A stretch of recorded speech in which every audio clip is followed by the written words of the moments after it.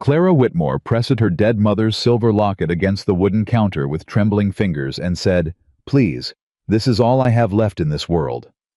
Walter Grayson picked it up, turned it once between two fat fingers, and dropped it back like it was garbage. "Honey," he said loud enough for every soul in that store to hear, "that sad little trinket wouldn't buy you a biscuit in this town." The laughter that followed was the cruelest sound Clara had ever heard. And not one person in that room saw the man standing in the doorway. If this story moves you, subscribe to this channel right now and drop the name of your city in the comments below so I can see just how far this story has traveled. Hit that bell, stay with me until the very end, because what happens next will stay with you long after it's over. The stagecoach didn't slow down when it left her. Clara Whitmore stood at the edge of Red Hollow's only road and watched the dust swallow the wheels. The horses, the drivers hunched back, all of it gone in seconds, like the town itself was refusing to acknowledge her arrival. She had stepped off, expecting to see someone waiting. A ranch hand maybe. A sign with her name on it. Anything that said she was expected, that someone somewhere had meant to bring her here on purpose. There was nothing, just the wind and the heat and the weight of the old leather travel bag pulling her right shoulder down. Clara set the bag in the dirt beside her boots and pressed both hands against the small of her back. The journey had taken 11 days. 11 days of hard wooden seats and cold nights and half-eaten meals that cost more than she had.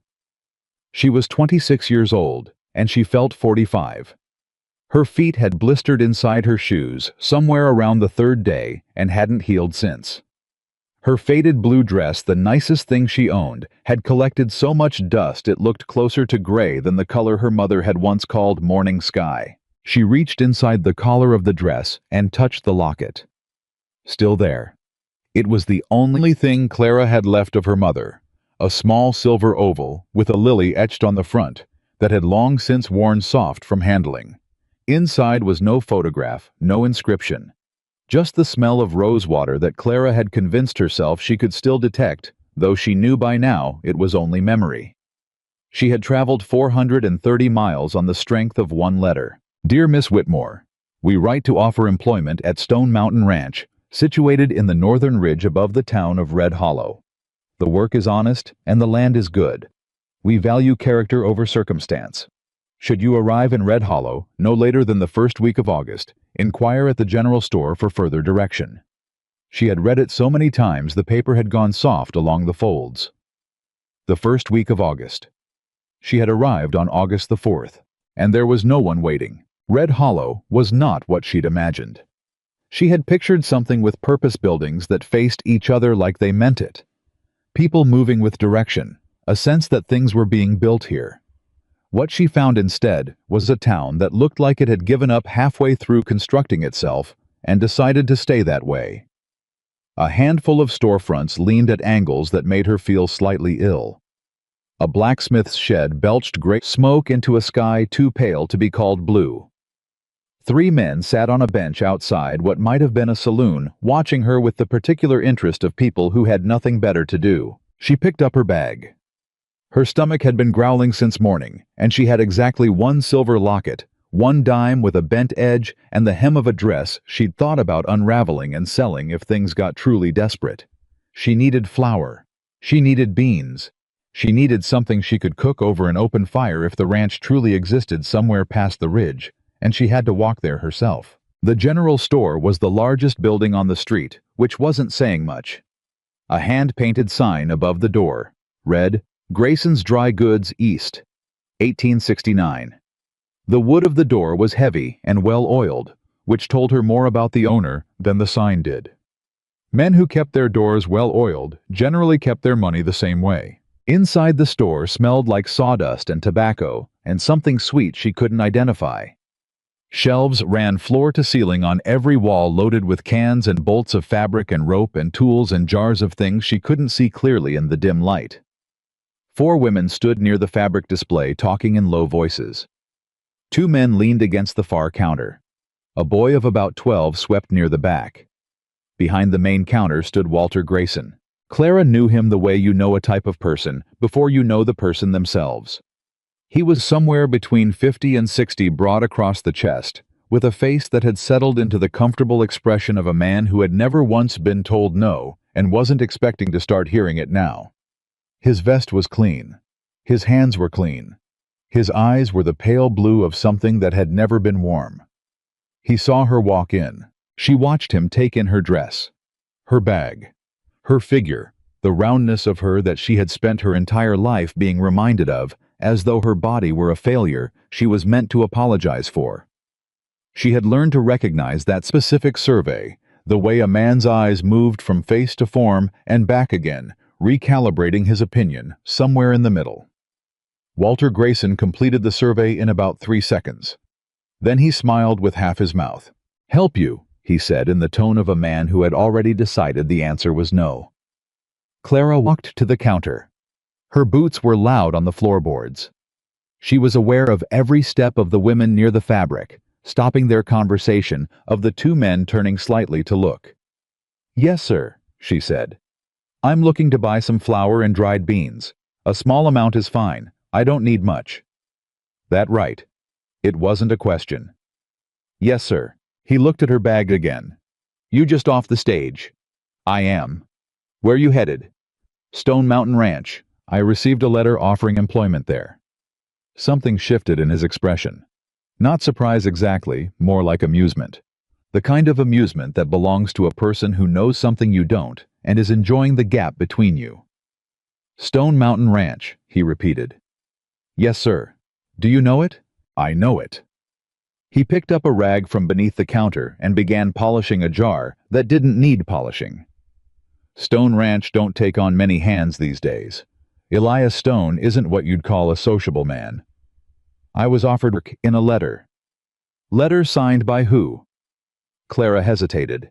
She had wondered about that herself. The letter had no name, only a signature that looked like a hasty E, followed by something illegible. The signature wasn't clear, she admitted. Walter set down the jar. He looked at her with that half-smile. "You traveled 400 miles on a letter with no clear name on it." He said it slowly, as though she were simple. "The letter was specific about the place and the work. I had reason to believe it was genuine." "Uh-huh." He turned his head and addressed the 2 men leaning against the counter. "Boys, we got another one. Came all the way out here chasing a ranch job on a letter that don't even have a name on it." The men chuckled. One of the women near the fabric display turned fully around to look at Clara. Clara kept her eyes on Walter. She kept her voice even. "I can pay for what I need. I don't have much coin, but I have something I can offer." She reached into the collar of her dress and unclasped the locket. She had told herself on the stage ride that she would not do this, that she would find another way. But her stomach was cramping from hunger, and the ranch might be miles off, and she had nothing else. She set the locket on the counter. It sat there between them, small and silver, the lily worn to almost nothing on the front. "This belonged to my mother," Clara said. "It's real silver. I'd like to trade it for flour and beans enough to last me several days." Walter picked it up between 2 fingers like he was handling something slightly distasteful. He turned it over once. He opened the clasp, looked inside, closed it again. "How much you figure this is worth?" he asked. "Enough for what I need." "What you need," he said, "or what you want?" "I need flour and dried beans." He set the locket down on the counter between them and looked up at her with that pale-eyed look of settled contempt. "Honey," he said, and his voice carried. It was the voice of a man accustomed to rooms listening. "That sad little trinket wouldn't buy you a biscuit in this town." The laughter started with the men at the counter. Then one of the women near the fabric. Then the boy in the back stopped sweeping and looked up grinning without knowing what he was grinning at. Clara felt the heat come up through her chest into her throat.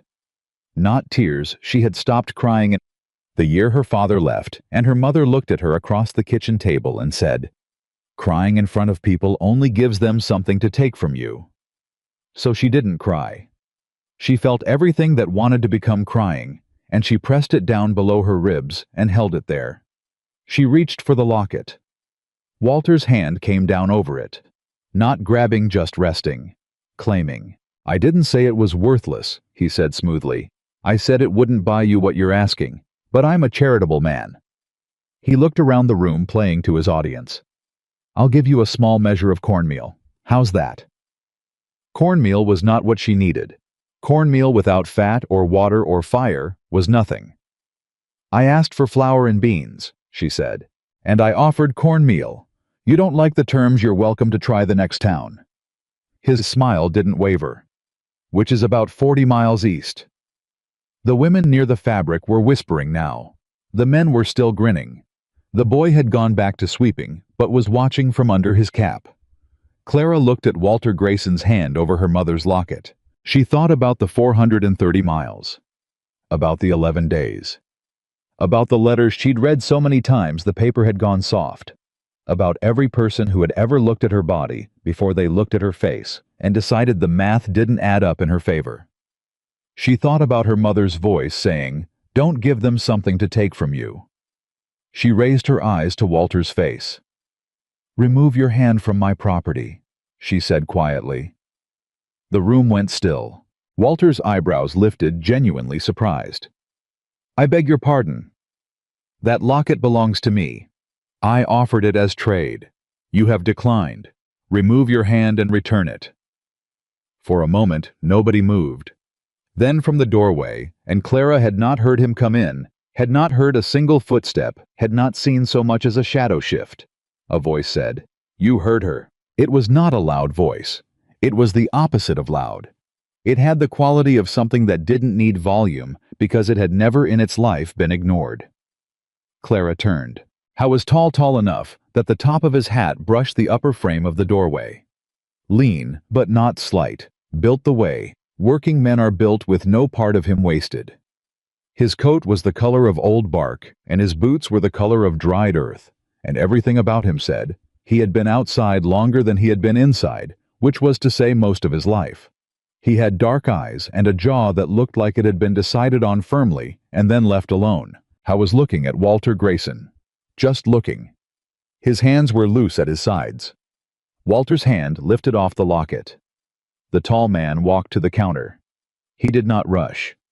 He moved the way a man moves when he has decided where he's going and sees no reason to perform the decision for anyone.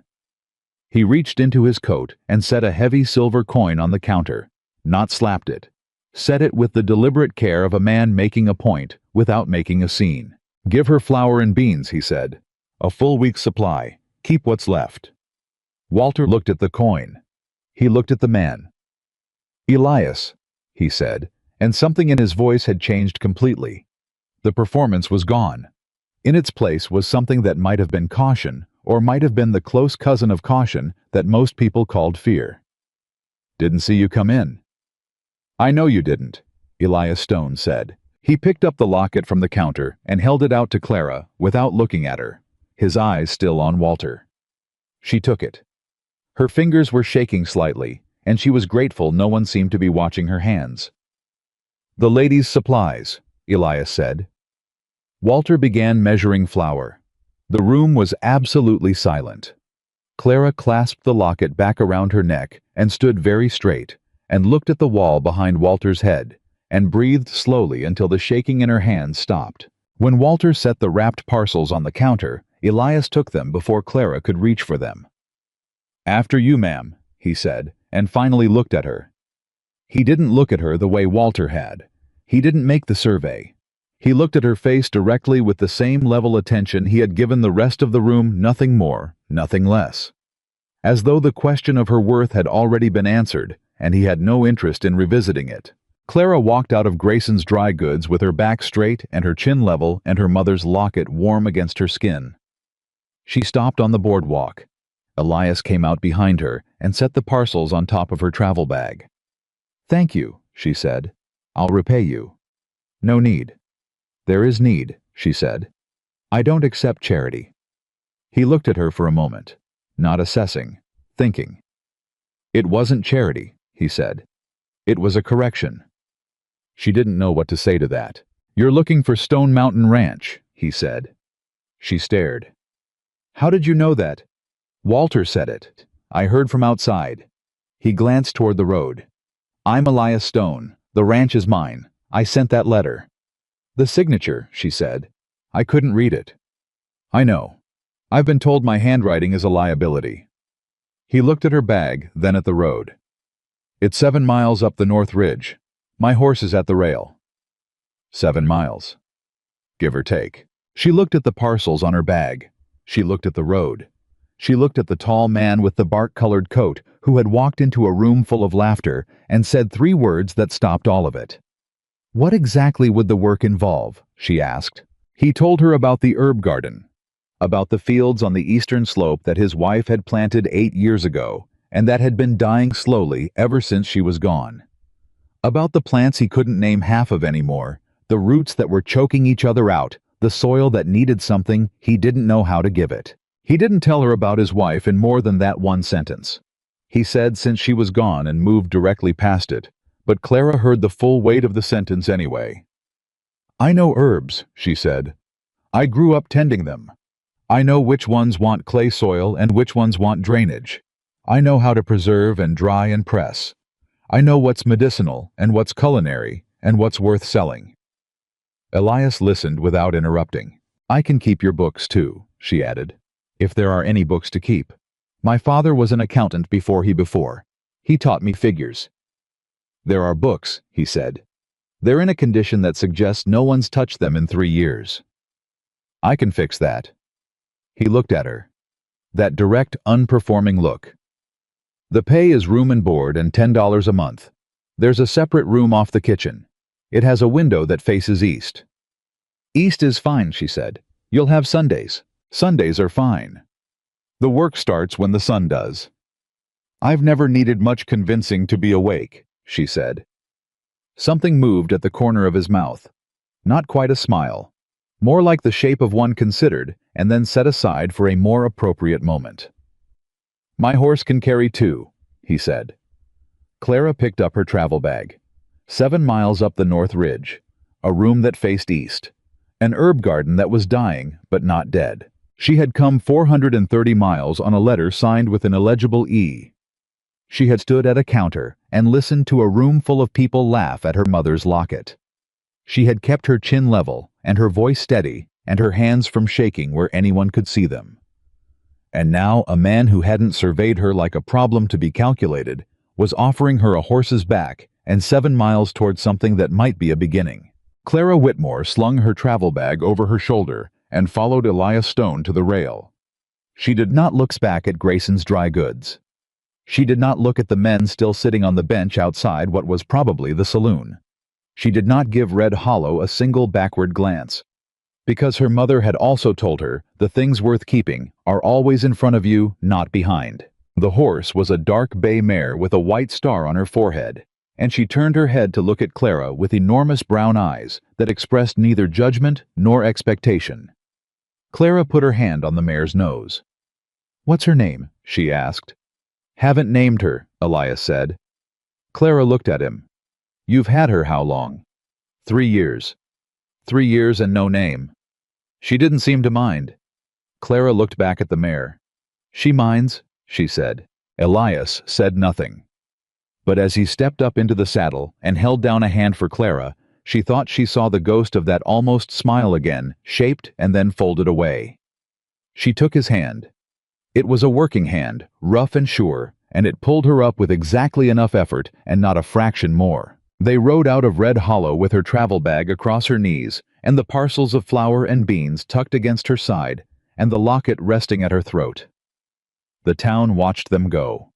She could feel the eyes on her back, all those people who had stood in that room and laughed, watching now with expressions she couldn't see but could imagine.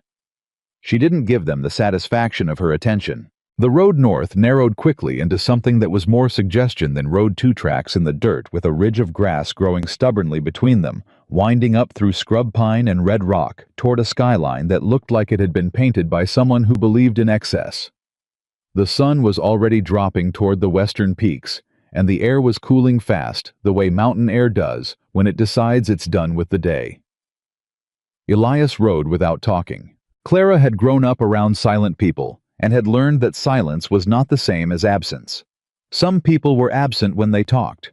Some people were entirely present when they said nothing at all. After about a mile, she said, "The letter mentioned character over circumstance." "It did," he said. "Did you write that, or did someone else?" "I wrote it." "Do you believe it?" He was quiet for long enough that she thought he might not answer. "I've met enough people of good circumstance to know it doesn't guarantee anything," he said finally. "And I've met enough people with nothing to know that nothing doesn't limit a person either. Not the way some folks think it does." "Walter Grayson thinks it does." "Walter Grayson thinks what makes him comfortable," Elias said. "That's a small kind of thinking." "Does he have much say in this town?" "He has all the say. Or he believes he does. Which amounts to the same thing until someone decides different." Clara thought about that. "Has anyone decided different?" she asked. "Not yet," Elias said. The mare moved steadily upward. The scrub pines grew taller and closer. The road, what there was of it, switchbacked twice, and then leveled out along the spine of the ridge, and suddenly the valley opened below them on the right, and it was so unexpectedly large and green that Clara drew in a breath before she could stop herself. "That's the lower valley," Elias said. "Stone land runs from the eastern tree line to the creek bed. Herb fields are on the slope below the cabin." She could see it from here, a structure against the hillside, low and solid with a chimney and a lean-to on one side, and what looked like a broad stretch of earth below it, where things grew in rows that had once been orderly and were now fighting each other for space. "It's more than I expected," she said. "The land or the work? Both." "Fair answer," he said. The cabin was sturdy, in the way things are when they've been built by someone who understood that the mountains would test them and built accordingly. The wood was dark and weathered, but the joints were tight. The chimney was fieldstone carefully laid. The lean-to held a good stack of split wood and 2 empty stalls and something covered with canvas that might have been a small wagon. Elias brought the mare to the post by the lean-to and stepped down and held up a hand again for Clara. She took it again and stepped down, and her legs were stiff from the ride, and she did not let herself limp while he was watching.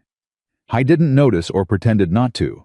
He pushed open the cabin door, and she followed him in.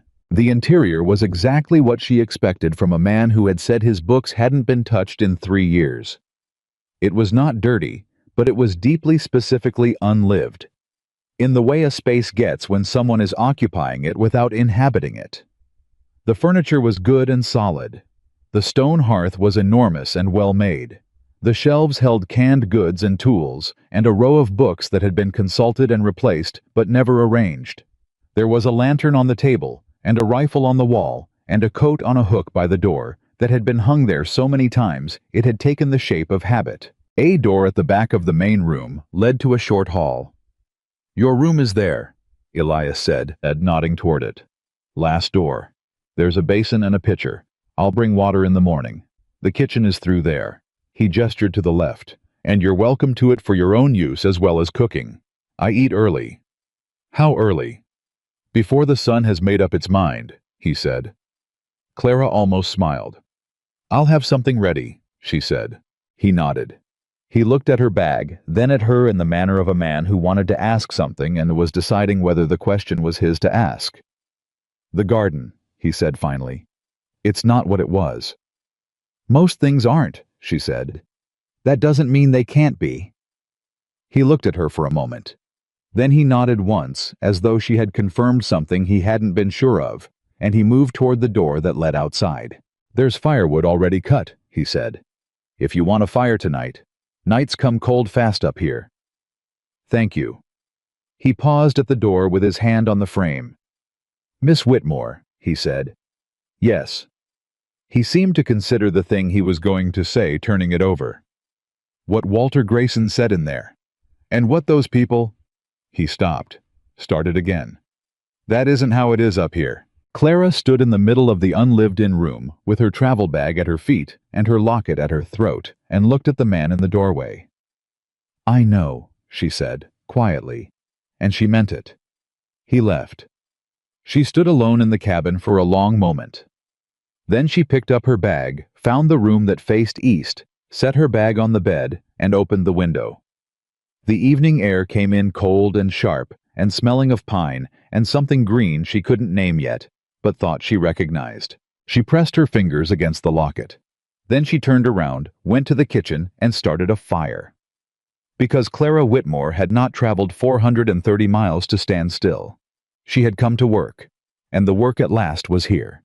She lit the fire herself that first night, and she did not ask for help. The kitchen was cold, in a way that suggested it had been cold for a long time. Not the cold of a single night without heat, but the accumulated cold of months, without anyone caring enough to chase it out.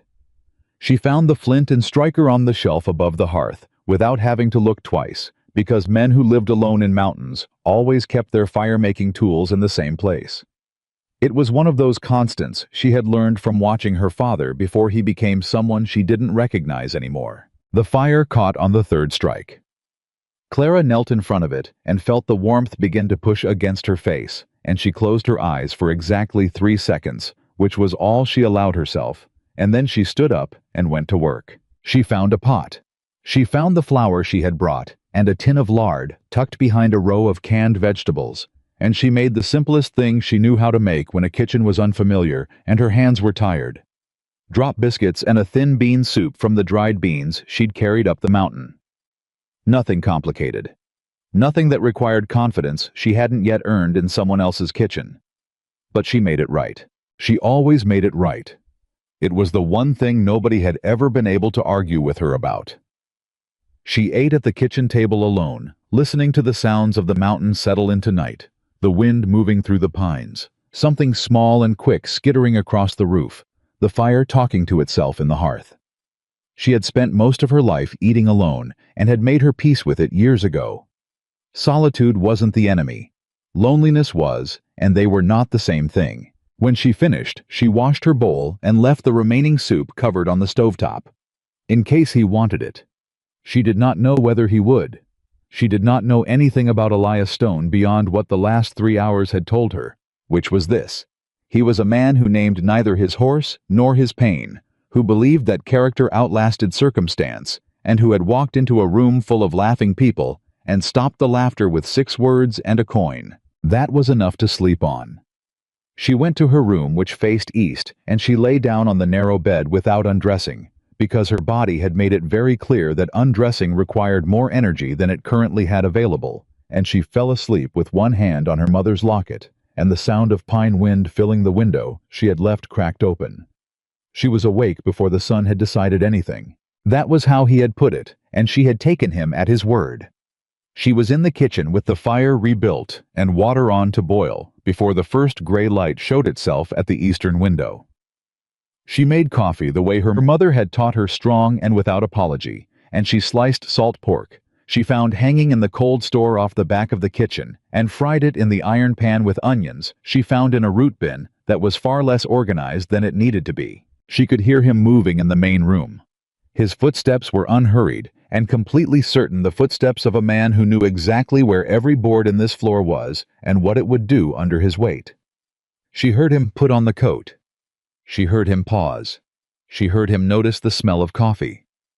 The kitchen door opened. Elias stood in the frame with his hat already on and his coat already buttoned, and the expression of a man who had come into a room expecting to be alone in it and had found something unexpected instead. "You didn't have to do this," he said. "I said I'd have something ready," Clara said without turning from the pan. "I meant it." He came in and sat at the kitchen table in the chair closest to the wall, which she had already identified as his chair by the wear pattern on the floor beneath it. She set coffee in front of him, and a plate of salt pork and onions, and the biscuits she'd made the night before, warmed on the stovetop. He looked at the plate. He looked at the biscuits specifically. "These are from last night," he said. "Warmed through. They're fine." "You made biscuits last night." "I was hungry," she said simply. He picked one up.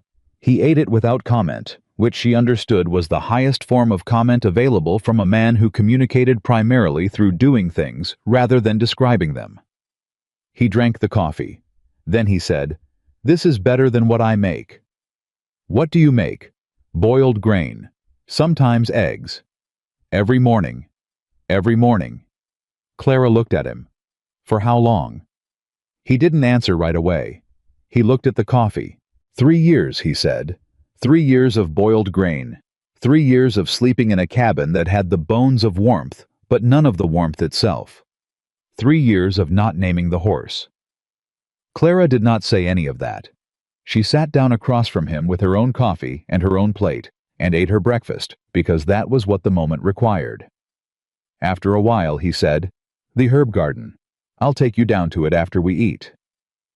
"I was going to go this morning anyway," she said. He looked at her over the rim of his cup. "You were going to go without knowing where it was." "I would have found it." Another one of those almost smiles, shaped and folded. "Come on then," he said. The garden was worse than it had looked from the ridge road, which was saying something because it had looked genuinely troubled from up there. What had once been organized rows of cultivated herbs had become something closer to a territorial argument between competing plants, all of them fighting for the same exhausted soil. She recognized lavender that had bolted and gone woody, lemon balm that had colonized territory that didn't belong to it. Comfrey so deep-rooted, she was going to need a particular kind of determination to deal with it. And between the survivors, long stretches of bare compacted earth where things had simply given up. She stood at the edge of it with her hands on her hips. Elias stood beside her. "Well," he said after a moment. "It's not dead," she said. Generous reading. The lavender is stressed, not dead. The lemon balm is aggressive but healthy, which means the soil in this section still has what it needs. The comfrey actually helps it mines deep nutrients. You don't pull comfrey, you manage it. She walked into the rows without hesitation, crouching down to press her fingers into the soil, picking up a handful and feeling the texture of it, smelling it. This corner has clay problems. That's drainage. The east end might be getting too much shade from... She stopped herself. This is fixable. It's going to take time and consistent work, but it's fixable. Elias had followed her in. He was watching the way she moved through the rows, the certainty of her hands. "You know what you're doing," he said. It was not a question. "I learned from someone who knew what she was doing," Clara said. "My mother could walk into a dying kitchen garden and tell you inside of 10 minutes what it needed and in what order. I've been watching gardens my whole life." "What happened to her?" he asked. Clara pressed her hand flat against the soil. "She died when I was 19, she said. Influenza. It moved fast." Elias said nothing. "She didn't deserve it," Clara added, because sometimes that needed saying out loud, even years later. She was a genuinely good person. Not performed goodness. Real goodness. The kind where you don't even notice it until it's gone, and then you notice it every single day. "Yes," Elias said quietly. She looked at him. I was looking at the garden with his jaw set in the way that meant something was working behind it that wasn't going to be spoken about right now. "I'm sorry," he said, not as a reflex, but as a thing considered and offered. "I mean it." "I know you do," she said. She stood up and dusted her hands on her skirt. "I'm going to need supplies. Not much from town I can work with most of what's here. But I need good compost, and I need straw mulch, and I need to find out what your water situation looks like. Is there a creek nearby?" "Spring-fed creek about 200 yards east," he said. "Runs good all summer." "That's ideal." She was already moving through the rows cataloging. "I can have this producing meaningfully within 6 weeks. 8 if the soil is worse than it looks. And you know how to market what it produces." She turned to look at him. He looked slightly uncomfortable, as though he wasn't sure whether the question was an insult. "I ask because I don't," he clarified. "I've had no experience with selling anything I've grown here. The ranch runs cattle mainly. The garden was her project. I kept it because..." He stopped. "Because you kept it," Clara said. He looked at her. "Some things you keep because you keep them," she said. "You don't need a better reason than that." He looked away at the garden. Then he said, "I'll get you the mulch." She was in the garden every morning after that, from the moment the light was usable. She started at the east end, which she'd identified as the most salvageable, and worked her way methodically toward the complicated clay section, which was going to require more intervention before she could address it productively. The physical work was hard. Clara was not a slight woman, and she had never pretended otherwise, but her size had never once stopped her from working, and she had grown fiercely impatient over the years with people who assumed it would. She carried water from the creek in 2 buckets at a time, morning and afternoon. She turned soil with a fork she found in the lean-to, sharpened it against a stone until it was useful, and worked until her arms told her to stop, and then worked a little longer. Elias watched without commenting. He brought mulch the second day, loading it from a pile behind the barn she hadn't known was there. He set it at the edge of the garden and said nothing about it, which was how he communicated assistance. He simply made things appear where they were useful and didn't ask to be acknowledged for it. On the third morning, he crouched down beside her while she was working the lemon balm back into its own territory and said, "Show me what you're doing." She looked up. "You want to learn," she said. "I want to understand what's happening to my land," he said. "There's a difference." So she showed him. She explained the lemon balm invasive but useful, good for sleep and digestion and worth selling dried, but it would take everything if you let it. She showed him how to cut it back to its crown without killing it. She showed him the lavender, explained why it had bolted, demonstrated the cut that would force it back into productive growth. She talked as she worked, and he listened in the way he listened to everything, which was with his whole attention and none of his words. After about an hour, he picked up a second fork from the lean-to and started working the row beside her. I was not skilled at it. He was methodical and strong and absolutely willing, which was most of what the garden needed anyway. And she watched his hands learn the difference between a weed that needed to come out by the root and a plant that needed to be worked around. And she felt something she hadn't expected to feel, the uncomplicated satisfaction of teaching something true to someone who genuinely wanted to learn it. "You're too aggressive with the lemon balm," she said. He stopped. "I mean the cut. You're cutting too deep. It'll grow back, but you'll lose 2 weeks. He adjusted. "Like this," he said. "Yes," she said. "Exactly like that." He worked beside her for another hour without speaking. When the sun got high and mean, he straightened up and said he had cattle to see to, and she said she'd be here until the light was gone, and he nodded and went. He came back at midday with a canteen of cold water. He set it beside her without a word and went on. She drank it gratefully and did not make a production out of the gratitude. This became the shape of their days. She worked the garden. He worked the cattle. They ate breakfast together in the kitchen, and sometimes supper, and during meals, they talked not small talk, not the performative conversation that Clara had always found exhausting, but real conversation. The kind that went somewhere. He told her about the ranch, how his father had built it, how he'd inherited it at 22, and spent the next decade learning everything his father hadn't had time to teach him.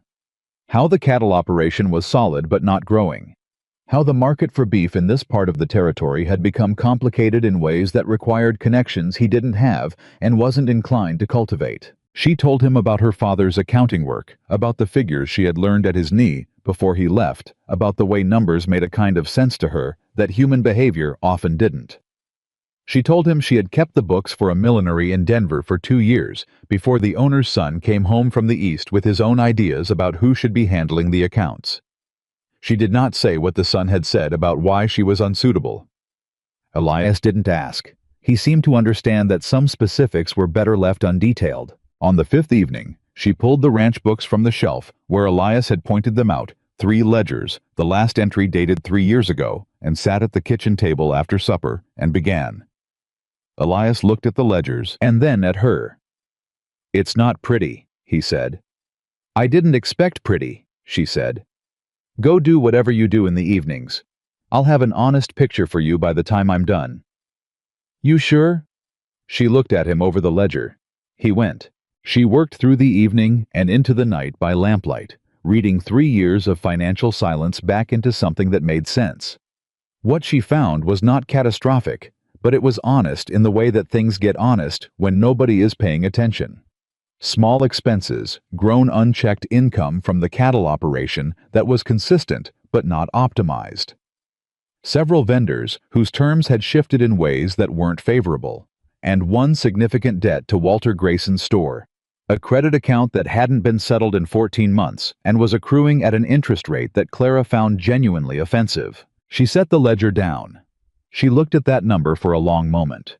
Then she picked up the pen and wrote it out clearly and drew a box around it. Elias came in from outside at what she estimated was about 10 o'clock, moving through the main room toward the back, and then he stopped when he saw her still at the table. "You're still at it," he said. "Almost done." She kept writing. "Sit down."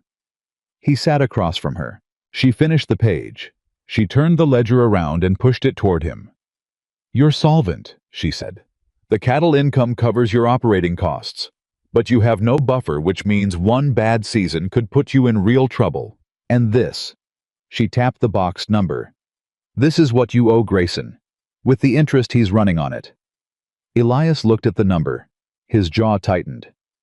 "That's more than I thought," he said. "Because you haven't been looking at it," she said, not unkindly. "It compounds every quarter. He's been compounding it every quarter for 14 months. Elias stared at the number.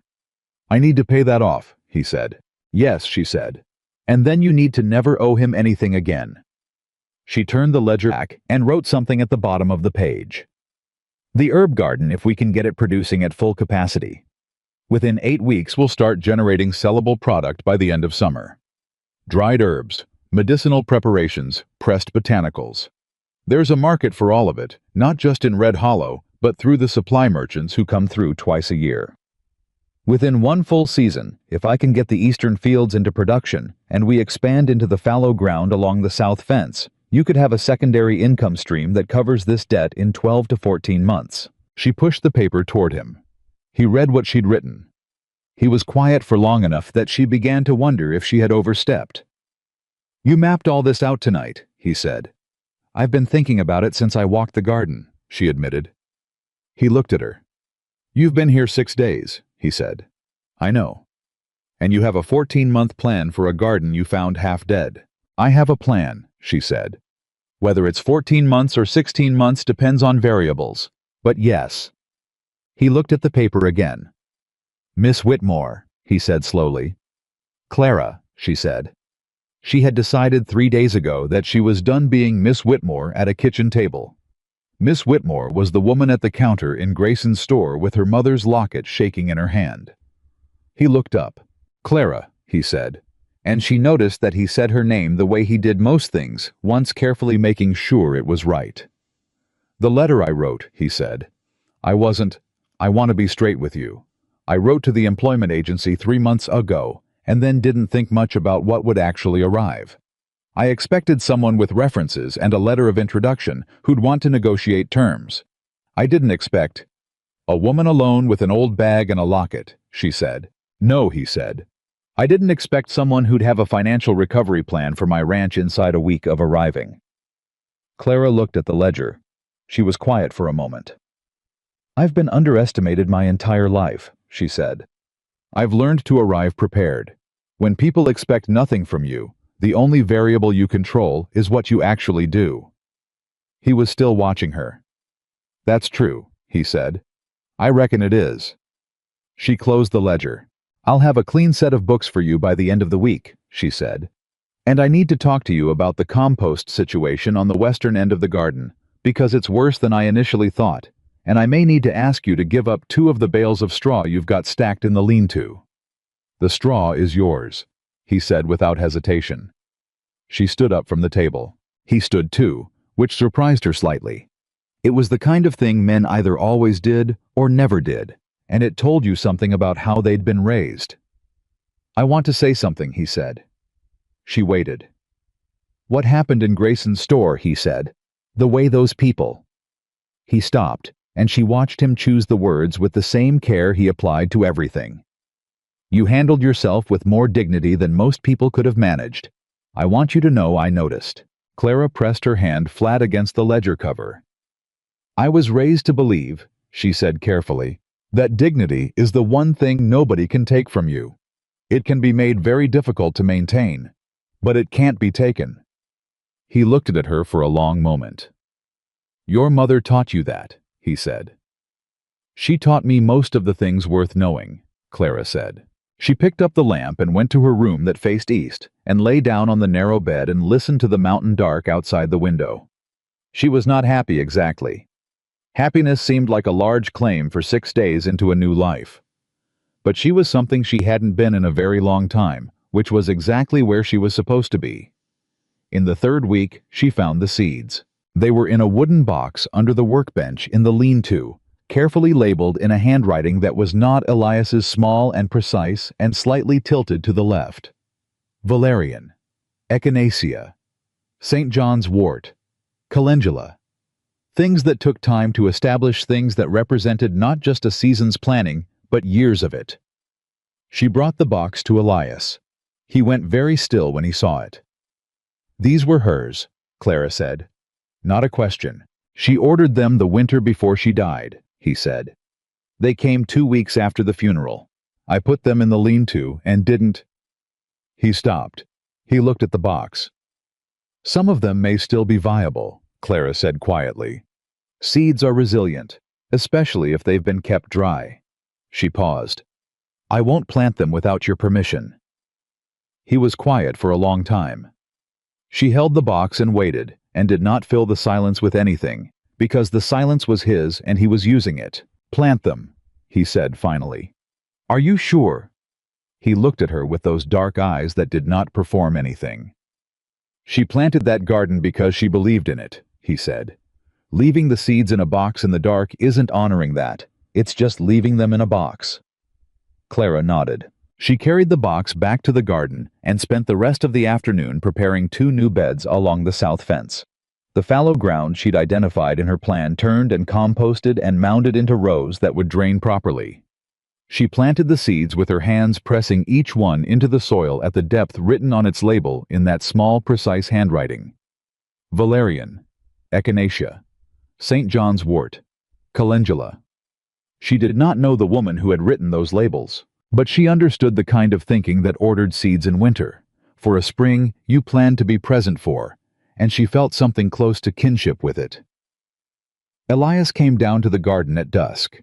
He stood at the edge of the new beds for a long time. Clara worked the row beside him and said nothing. After a while he said, "Thank you." "You don't need to thank me," she said. "I know," he said. "But I mean it." She pressed soil over the last of the calendula seeds and sat back on her heels and looked at the turned earth of the new beds in the last of the day's light. "Something will come up," she said. "In 2 weeks, maybe 3, you'll see the first green here." He looked at the beds. "I'll look forward to it," he said. "And something in the way."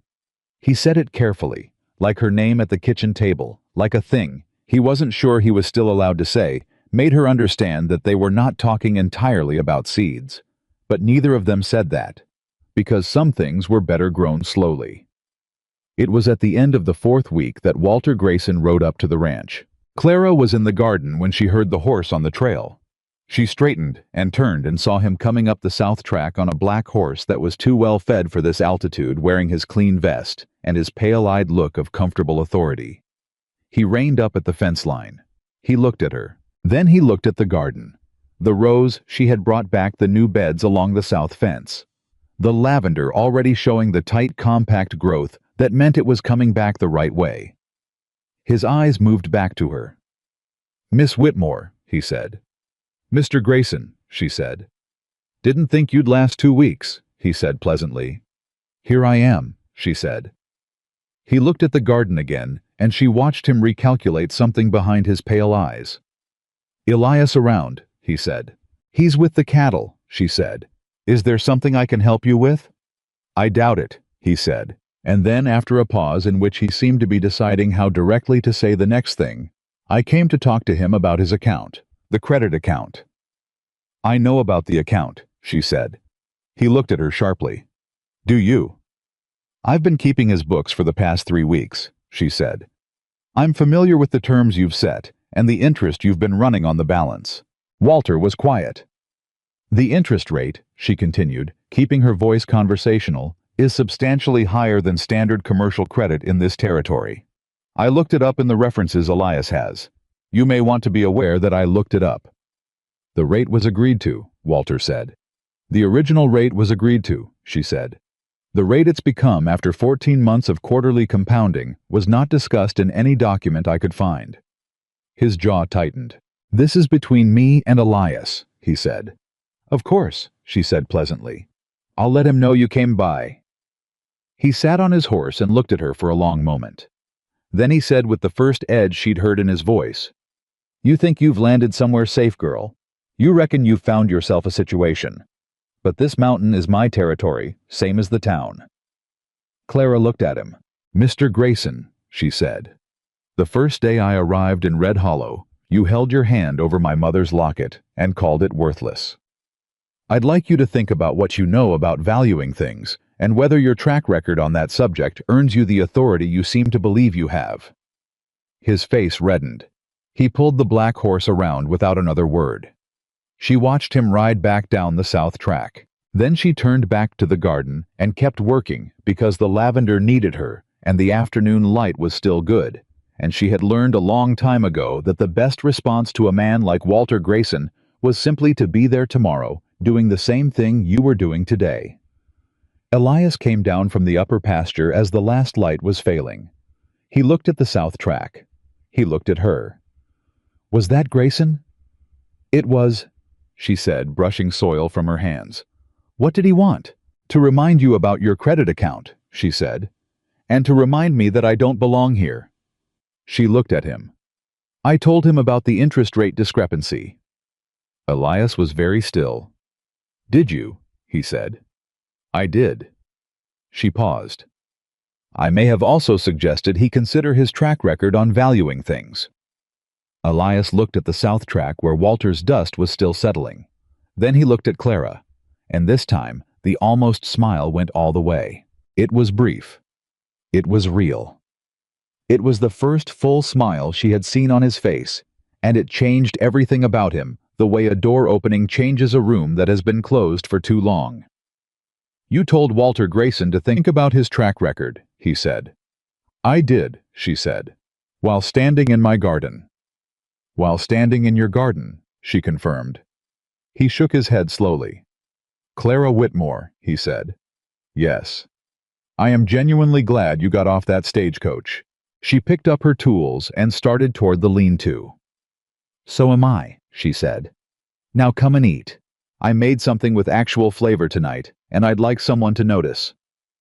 He followed her toward the cabin, and if the mountains had been watching, which they had, in the way that mountains watch everything, patient and permanent, and keeping their own counsel, they would have seen two people walking side by side in the last of the day's light, neither of them quite touching both of them, aware that they were not quite as alone as they had been that morning, which was all things considered exactly enough for now. The first green came up on a Tuesday. Clara was on her knees at the south fence beds when she saw it, a thread of pale green so thin it might have been a mistake, pushing up through the turned soil with the absolute conviction of something that had been waiting a long time for permission to exist. She stared at it for a moment without moving. Then she sat back on her heels and let herself feel it, the quiet, fierce satisfaction of being right about something that mattered. She didn't call for Elias. She went and got him. She walked up to the barn, where she could hear him moving around the stalls, and she stood in the doorway and said, "Come down to the south beds." He looked at her face. He put down what he was holding and came. He stood over the bed and looked at the thread of green for a long time without saying anything. Clara stood beside him and also said nothing, because this was not a moment that needed words put around it. This was a moment that needed to be allowed to be what it was. Finally, he crouched down and looked at the label she had pressed into the soil at the row's end. Calendula, he said. She labeled them all the same way, Clara said. Small letters slightly left, very precise. He was quiet. She would have been pleased, he said finally. I think so too, Clara said. She had good instincts, whoever she was. Elias touched the edge of the soil beside the seedling. Not the seedling itself, careful not to disturb it. Her name was Margaret, he said. It was the first time he had said her name. Clara had noticed the absence of it the way you notice a space in a bookshelf where something belongs. That's a good name, Clara said. She was a good woman, he said. He stood up. Stubborn as weather, absolutely certain about most things, completely wrong about a few of them, and would not hear otherwise. He paused. She planted that garden because she said a place without growing things wasn't really a home. It was just a structure. Clara looked at the south beds, the new rows, the one small thread of green that was already impossibly being joined by a second one, 3 inches down. She was right about that, Clara said. They walked back up to the cabin side by side without hurrying. After that morning, something shifted between them in a way that was difficult to name precisely, but impossible to miss. It was not dramatic. It was the way seasons shift, the temperature changes before the calendar does, the light adjusts by degrees, and then one day you look around and realize, the thing that was one way is now another way, and you cannot point to the exact moment it changed. He started talking more at breakfast. Not a lot. Elias Stone was not a man built for a lot of words, but more than before. He would tell her things about the cattle, about the upper pasture, about a section of fencing that needed repair. And she would tell him things about the garden, about the suppliers she'd been writing to in the nearest large town, about the progress of Margaret's seeds. And sometimes the conversation went somewhere that had nothing to do with the ranch at all, and those were the mornings she noticed most, the ones where the coffee got cold because neither of them was paying attention to it. He told her about growing up on this mountain, about a father who expressed love entirely through demonstration, showing him how to read weather, how to read soil, how to read the intentions of a cow that had decided it did not want to be moved today. About a mother who died when he was 11 and left a hole in the household that nobody ever formally acknowledged, because his father was a man who believed that acknowledging grief gave it too much power over you. Which is one way of handling it, Clara said carefully. It's the wrong way, Elias said. In my opinion, grief doesn't get smaller because you ignore it. It just moves underground and grows roots. She looked at him over her coffee. Is that what happened with you? She asked. After Margaret. I was quiet long enough that she thought she might have misjudged the moment. I kept the cattle going, he said. Kept the fences, fed the horse, did every practical thing, and I left everything else in the dark. He looked at the table. 3 years of boiled grain. 3 years of boiled grain, she agreed. That's not living, he said. I know that. I knew it the whole time and I did it anyway because it was easier than the alternative. What was the alternative? She asked. Deciding that life was still worth the trouble, he said. The kitchen was very quiet. Outside the wind moved through the pines with its usual frank indifference to human difficulty. Is it? She asked. Worth the trouble? He looked at her directly. Getting there, he said. She picked up her coffee cup and looked at the window and did not let him see what those 2 words did to her face because some things were still better grown slowly, and she was not a woman who rushed what needed time. The herbs began coming in faster than she'd projected. The eastern section, the lemon balm and lavender and the thyme. She'd coaxed back from the edge of woody uselessness, started producing harvestable material by the 6th week, a full 2 weeks ahead of her most optimistic estimate. She began drying in the kitchen, hanging bundles from the ceiling rafters, filling the cabin with smells that made it feel for the first time since she'd arrived like a place someone was meant to be happy in. Elias walked in one evening and stopped in the middle of the main room and just stood there breathing for a moment. Lavender, he said. And lemon balm, she said from the kitchen doorway. And rosemary from the corner bed that I wasn't sure was going to make it, but has clearly decided to prove me wrong. He looked at the bundles hanging from the rafters. Margaret used to do this, he said quietly. I know, Clara said. I could tell by the hooks. He looked up. There were old hooks set into the rafters, their paint worn to bare metal from use. I wondered if you'd noticed, he said. First week, she said. I was quiet. Does it bother you, she asked. No, he said, immediately without having to think about it. No, it doesn't bother me. He looked at the bundles again. It feels right, he said carefully. In a way, I didn't think things would feel right again. Clara went back into the kitchen before he could see her face. The market question became pressing in the 7th week when she had enough dried product to justify the conversation. She had been writing to suppliers and had received 2 promising replies.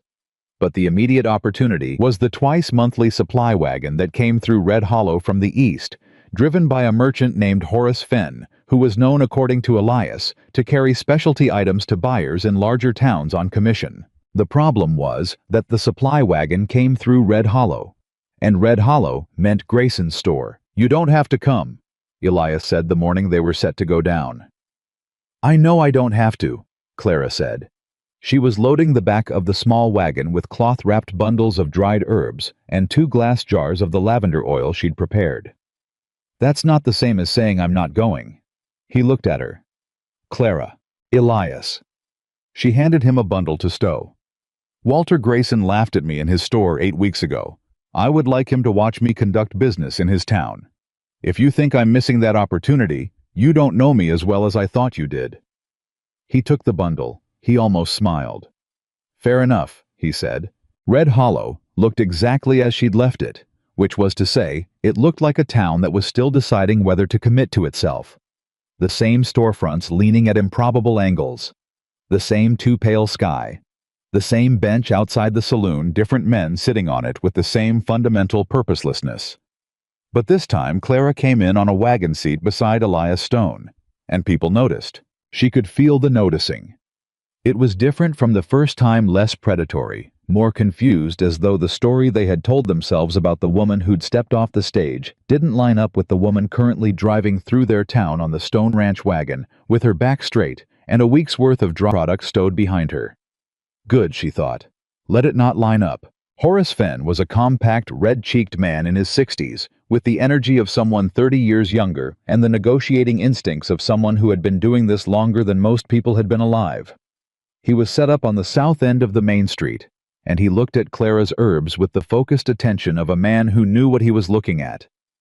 He picked up the lavender, smelled it, set it down, picked up the lemon balm, held it to the light. Where'd you cure this? He asked. Cabin rafters, she said.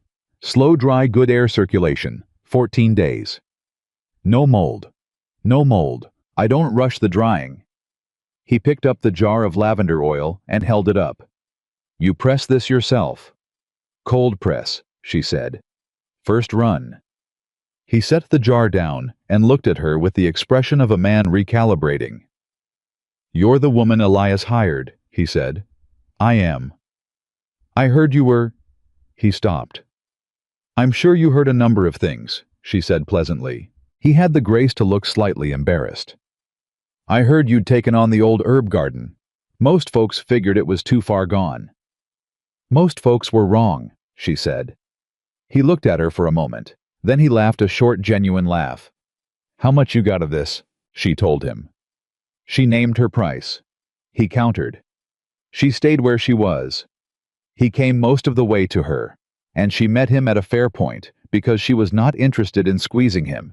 She was interested in a relationship that would last. They shook hands. It was while she was wrapping the sold bundles for Horace that she became aware of Walter Grayson standing in the doorway of his store across the street. He was watching. His pale eyes moved from her to the herbs, to Horace Fenn's hands counting out coins, and she watched him understand what was happening. Watched the particular way his expression shifted when a man who is accustomed to controlling commerce sees commerce happening outside his control. She did not look away from him. He went back inside. Elias was beside her a moment later. Grayson was watching, he said quietly. I know, she said. She tucked the coins into the small purse she'd brought. He'll know by tomorrow how much I sold and for what price. He'll know the week after that when Horace comes back and I sell double. Elias looked at her. You've thought about this, he said. I think about most things, she said. Are you surprised? Not anymore, he said. They were loading the empty wagon to leave when the trouble started. It began with a woman named Dora Phelps, who was one of the women Clara recognized from Grayson's store on her first day, one of the ones who had turned from the fabric display to stare, and then turned back to whisper. She came out of the millinery next to Grayson's and walked directly toward the wagon with the purposeful step of a woman who had decided to say something and was committed now. Miss Whitmore, she said. Clara set down the cloth she was folding. Mrs. Phelps, she said. She remembered the face precisely. Dora Phelps was somewhere in her 40s, thin, with the kind of face that had probably been pretty once, and now wore its history in the lines around the mouth. She stopped a few feet from the wagon and looked at Clara with an expression that was more complicated than Clara had expected. I want to... She stopped, started again. I should have said something that day in the store. Clara waited. When Walter, Dora looked at her hands. I should have said something. I didn't. And I don't have a good reason.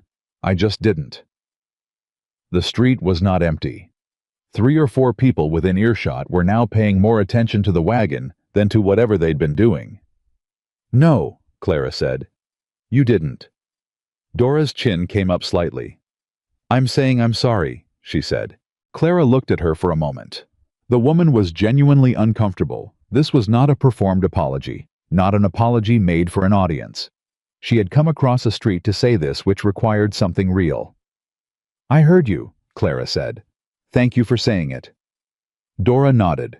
Something in her face eased. Your herbs, she said, glancing toward where Horace had been.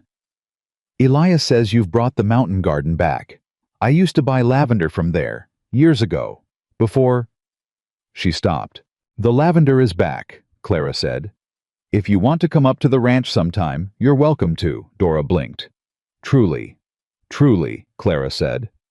Dora Phelps walked back across the street with her chin up and her step lighter than it had been coming over, and Clara turned back to the wagon and found Elias looking at her. You just invited her to the ranch, he said. I did. Someone who stood in that room and didn't say a word while Grayson... I know what she did, Clara said. And she knows too. That's enough for a start. Elias was quiet. You have more grace in you than most people deserve, he said. It's not grace, she said. It's strategy. You make more allies by opening doors than by closing them. She picked up the folded cloth. Besides, she was scared of Walter not cruel by nature. There's a difference. He helped her up onto the wagon seat. Is there anything you don't have an opinion on? He asked. Not much, she admitted. The ride back up the mountain was quieter than the ride down, not uncomfortably quiet. Their silences had long since stopped being uncomfortable, but the particular quiet of 2 people turning the day over in their minds, separately, but in proximity. Halfway up the ridge road, Elias said, I want to pay off Grayson's account. Clara looked at him. We have the money from today, he said, and the cattle income from last month. If I put it together, you'd clear the principal, she said. But the interest? I know the interest is wrong, he said. I know the rate is wrong, but I want his name off my books. I don't want to owe that man anything, and I want it done before he decides to use the debt as a reason to interfere with what you're building. Clara looked at the road ahead. All right, she said. You agree. I think it's worth the cost to remove his leverage, she said. Yes, I agree. He nodded. We'll go back tomorrow, he said. They went back the next morning earlier before the heat of the day had made itself felt. Clara stayed in the wagon while Elias went into Grayson's store with the money counted out in her careful hand. She sat on the wagon seat and watched the door. It took longer than she expected. When Elias came out, his face was composed in the way it was when something was working behind it that he wasn't planning to display on the surface. He climbed up beside her. Well, she said. It's done, he said. Good. He said... Elias stopped. What did he say? He said he was surprised you'd lasted this long. He said he'd give you 1 more month before the mountain convinced you to leave. He looked straight ahead at the road. He said it pleasantly. Clara thought about Walter Grayson's pleasant voice. What did you say? She asked. Elias put the horse to moving. I said Miss Whitmore has already survived everything the mountain had to offer, he said. And the mountain is now growing things it hadn't grown in years. He paused. I may have also mentioned that the interest rate he'd been charging was the kind of thing that gets remembered. Clara looked at him. He was looking at the road. She turned back to the road as well. That was, she said carefully, remarkably well put. I've been learning from someone who knows how to say the right thing, he said. They were almost to the ridge when he said without preamble, I'd like you to stay. The wagon moved steadily upward. Clara kept her eyes on the road. I'm staying, she said. I mean... He stopped. He looked at his hands on the reins. I mean past the season, past the herb production, past the point where the job as I described it is finished. The mountain air was cool and thin and very clear. "What would I be staying as?" she asked. He was quiet. "I don't know the right way to say this," he said. "I haven't had cause to say it in a long time, and I wasn't good at it even before." "Elias." "Yes." "Say it plainly," she said. "I'm not a woman who needs elaborate language." He was quiet for another moment. Then he said, "I'd like you to stay, because when you're not there, the cabin is a different kind of empty than it was before you came, and I don't want to go back to that." Clara looked at the road. The mare moved steadily upward. "That's plain enough," she said. "Is it enough?" he said. And in those 3 words, she heard something she hadn't expected to hear from Elias Stone. Something that was close to uncertainty. Close to the voice of a man who had been alone a long time and wasn't sure anymore what he was allowed to reach for. She turned and looked at him. "It's more than enough," she said. "It's honest. And I'll take honest over elaborate every time." He met her eyes for a moment. Then he looked back at the road. "All right," he said. "All right," she said. The mare climbed steadily. The pines closed around the road on both sides. The sky above them was the particular blue of high altitude and late summer, the kind of blue that looks permanent even though it isn't. 3 weeks after that day on the Ridge Road, Walter Grayson made his move. Clara had been half expecting it. Men like Walter did not simply accept the removal of their leverage. They went looking for new leverage, and Walter was a man with connections, and a memory for useful information, and a town full of people who owed him various things and could be persuaded. What she hadn't expected was where it came from. She was in the garden on a Wednesday morning when Dora Phelps rode up on a gray mare she had come to the ranch twice now, both times for herbs, and had begun to seem genuinely comfortable on the mountain, in the way people sometimes became comfortable in places where they weren't performing for anyone. But this morning her expression was wrong. Clara stood up. "What's happened?" she said. Dora dismounted quickly. "Walter's been talking," she said. "In the store, at the saloon, everywhere. He's telling people—" She stopped. She looked uncomfortable. "He's telling people you came up here knowing Elias was a widower, that you manufactured the situation, that you wrote to yourself pretending to be from the ranch to get yourself placed here." Clara stared at her. "He's saying you're not here to work," Dora continued. "He's saying you've been calculating from the beginning, taking advantage of a grieving man." She paused. "He's using words I won't repeat. About your—" She gestured vaguely at Clara's figure. "About you." The garden was very quiet. "He's saying Elias is being manipulated," Dora said. "He's making people believe it. People who are starting to change their minds about you. I've seen it working." Clara stood in her garden with her hands at her sides and felt something move through her that was not quite anger. It was more than anger. It was the particular cold fury of a person who has built something real, being told the building is a lie. She breathed. "Where's Elias?" she said. "That's the other thing," Dora said, and her voice dropped. "2 men came up to him at the feed supply this morning and said some of what Walter's been saying. And a woman, Sarah Yunt. You wouldn't know her. She said she'd heard that Elias had already paid you. Specifically, she used a word." Clara was very still. "What word?" she said. Dora shook her head. "I won't say it." "Did Elias hear it?" "He heard everything," Dora said quietly. "He didn't say a word. He paid for his feed and left. Tom at the supply said he looked not angry. Something worse than angry." Clara understood immediately. Not angry meant he was somewhere inside himself where the doubt lived. And Elias Stone had told her himself that his past had taught him to fear losing things again, that the fear lived below the surface of everyday patient and ready. She pulled off her gardening gloves. "Stay here," she said to Dora. She walked up to the cabin.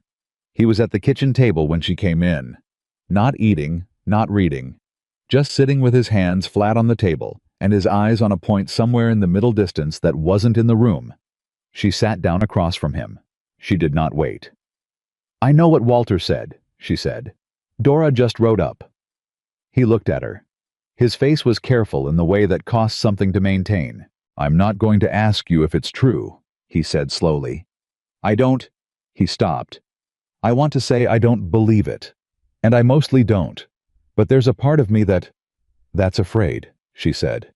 Yes, he said, quietly, honestly. Elias. She kept her voice steady. I didn't write to myself. I received a letter with an illegible signature, and I came 430 miles on the strength of it with one dime, and my mother's locket, and I stood in a store full of people who laughed at me. If I had been calculating a situation, I would have calculated a considerably less humiliating entry. He almost smiled, but the thing behind his eyes was still there. I know, he said. Walter Grayson paid off a debt he resented losing, and he watched me sell herbs in his town to a merchant who's been coming to him for years, and he is trying to take back ground, she said. This is not complicated. I know that too, he said. Then what is it? She said. He looked at his hands on the table. The last time someone left, he said, I didn't see it coming either. The kitchen was absolutely still. Clara leaned forward slightly. Elias Stone, she said. Look at me. He looked at her. I am not leaving, she said. Not because of Walter Grayson. Not because of what people in that town say about me. Not because of any of it. She paused. The only thing that would make me leave this mountain is if you told me to go, and even then I would argue with you about it. Something shifted in his face. I don't want you to go, he said. I know you don't, she said. So stop letting Walter Grayson sit at this table between us. A long silence. Then he exhaled, not a sigh, something more deliberate, something that sounded like a decision. You're right, he said. I know I am, she said. He looked at her. You don't have much patience with self-doubt, he said. I have patience with genuine doubt, she said. I have no patience with doubt that was put there by Walter Grayson in a feed supply store. He was quiet. Then, fair distinction. I'm going back to the garden, she said. Dora is down there. You should come meet her properly. She's been coming up twice a month, and she's going to be a regular customer, and you've been avoiding each other in a way that's becoming slightly ridiculous. She stood up. Clara, he said. She stopped. Thank you, he said. For not letting me. That's what I'm here for, she said. Among other things. She went back out into the day, back to the garden, back to the work. But she carried his face with her, the way it had looked when the thing behind his eyes finally shifted and let the light back in, and she held it carefully, the way she held everything that mattered close and quiet and safe. That evening, while she was hanging the last of the week's dried bundles from the kitchen rafters, Elias came in and stood watching her for a moment. I'm going to go see Walter tomorrow, he said. She looked at him. Not to argue, he said. To make it clear in public in front of whoever's there exactly what your position is on this ranch, and exactly what I think of any other characterization of it. You don't have to do that, she said. I know I don't have to, he said. That's not the same as saying I'm not going. She recognized her own words coming back to her. She looked at him for a moment. All right, she said. All right, he said. Outside, the mountain wind moved through the pines. The kitchen smelled of lavender and lemon balm and rosemary and the particular warm smell of a fire that had been kept going because someone cared about the cold. Clara climbed down from the chair she'd been standing on and hung the last bundle from the hook in the rafter, one of Margaret's hooks, still holding, still useful, and the cabin felt for the first time since she'd arrived like something more than a structure. It felt like the beginning of a home. Elias left before sunrise. Clara heard him moving through the cabin in the dark, the deliberate certain footsteps she had learned to read like a language over these past months. She heard him put on his coat. She heard him pause at the kitchen door, and she knew he was looking at the covered plate she had left on the stovetop the night before, because she had known he would leave early, and she was not going to let him go down that mountain on an empty stomach to face Walter Grayson. She heard him eat standing up at the stove. She heard the door close behind him. She lay in her room that faced east and listened to the mare's hooves on the trail going down, and she stared at the ceiling and made herself breathe slowly and evenly, and told herself that whatever happened in Red Hollow this morning, Elias Stone was a man who knew exactly what he was doing and why. She believed that. She also got up dressed and went to the garden before the light was full, because waiting was something she had never been naturally built for, and work was the only cure she'd found. The garden in the early morning was a different thing from the garden at midday. It was quieter, cooler, more honest. Somehow the plants just being themselves, without the performance of full sun. She walked the rows the way she did every morning, reading each section, checking for anything that needed attention, cataloging what was ready and what needed more time. The south beds were extraordinary now. Margaret's seeds had become real plants, the calendula, blazing orange gold, the echinacea, tall and strong, the valerian putting up its pale clusters of flowers that smelled like something between clean and complicated. She was working the east end when she heard a second horse on the trail. Not Elias coming back, this was coming up, not down. She straightened and turned. It was Dora Phelps again, but this time she wasn't alone. Behind her on a sturdy brown horse came a woman Clara hadn't met, older than Dora by a decade or so, with a broad face and practical clothes, and the expression of a woman who had been making decisions for other people her whole life, and had long since gotten comfortable with it. "Clara," Dora said, pulling up at the garden fence. "This is Ruth Alderman. She runs the boarding house at the east end of Red Hollow. She needs to talk to you." Clara looked at Ruth Alderman. Ruth Alderman looked back at Clara with the direct, measuring look of someone who doesn't have time for preamble. "I heard what Walter has been saying about you," Ruth said. "And I came to tell you that I know for a fact half of it isn't true, because I know where his facts come from, and I know what he does with them." Clara set down her tools. "Come inside," she said. They sat at the kitchen table, Clara, Dora, and Ruth Alderman, and Ruth told her things. She told her that Walter Grayson had been running a secondary credit system for years, a set of private accounts separate from his store ledger accounts that carried debts for half the families in Red Hollow, at rates that would have been criminal in any city with a functioning court.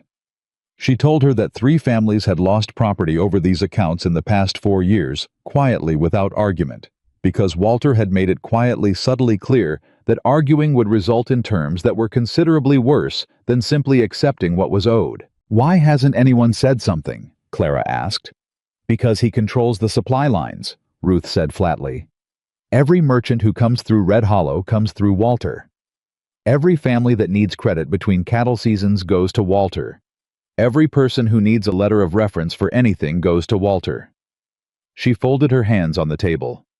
"You take on a man like that, and he cuts you off at every joint. People can't afford to fight him." "But you're here," Clara said. "My boarding house doesn't run on his credit," Ruth said. "I've kept it that way on purpose for 15 years, and I'm 71 years old, and I have seen enough of his kind to know that they only stay standing as long as nobody's willing to push." "What do you want from me?" Clara asked. Ruth looked at her steadily. "I want to know if you're the kind of woman who pushes," she said. Clara looked at her hands flat on the table. "Tell me what you know," she said. "All of it." What Ruth knew was considerable. She had been keeping her own record for years, a small journal in her desk drawer at the boarding house, dates and names and amounts and what had been lost, because Ruth Alderman was the kind of woman who believed that the truth needed a witness, even when it had no audience yet. She hadn't kept it expecting to use it. She had kept it the way you keep a lamp trimmed and filled even on nights you don't expect to need it. She listed 6 families by name. 6 families who had lost land or livestock or property to account settlements that didn't match their original terms. 6 families who had accepted their losses because Walter had presented them with documentation that seemed official, and the alternative seemed worse. Clara listened to all of it. She asked 3 questions, each precise, each about specific details, the kind of questions that came from someone who had grown up with an accountant father and spent years learning how numbers could be used to tell one story on the surface and a completely different story underneath. When Ruth finished, Clara said, "Do you have the journal with you?" "I do," Ruth said. "May I look at it?" Ruth reached into her coat and set a small worn leather journal on the table between them. Clara opened it. She read for 15 minutes in complete silence, while Dora sat across from her trying not to fidget, and Ruth Alderman sat with her hands folded and her expression patient in the way that very old determination becomes patient. When Clara looked up, Her face was calm, and her eyes were sharp. "This is enough," she said. "Enough for what?" Dora asked. "Enough to prove a pattern," Clara said. "One account can be a misunderstanding. 2 can be a coincidence. 6 documented like this with dates and original terms and settlement terms side by side." She looked at Ruth. "This is not a misunderstanding." Ruth nodded slowly. "The problem," Clara continued, "is that Red Hollow doesn't have a circuit judge through here regularly. When does the county judge come through?" "End of September," Ruth said. 42 days. "And between now and then, Walter will find out someone's talking," Dora said. "He always finds out."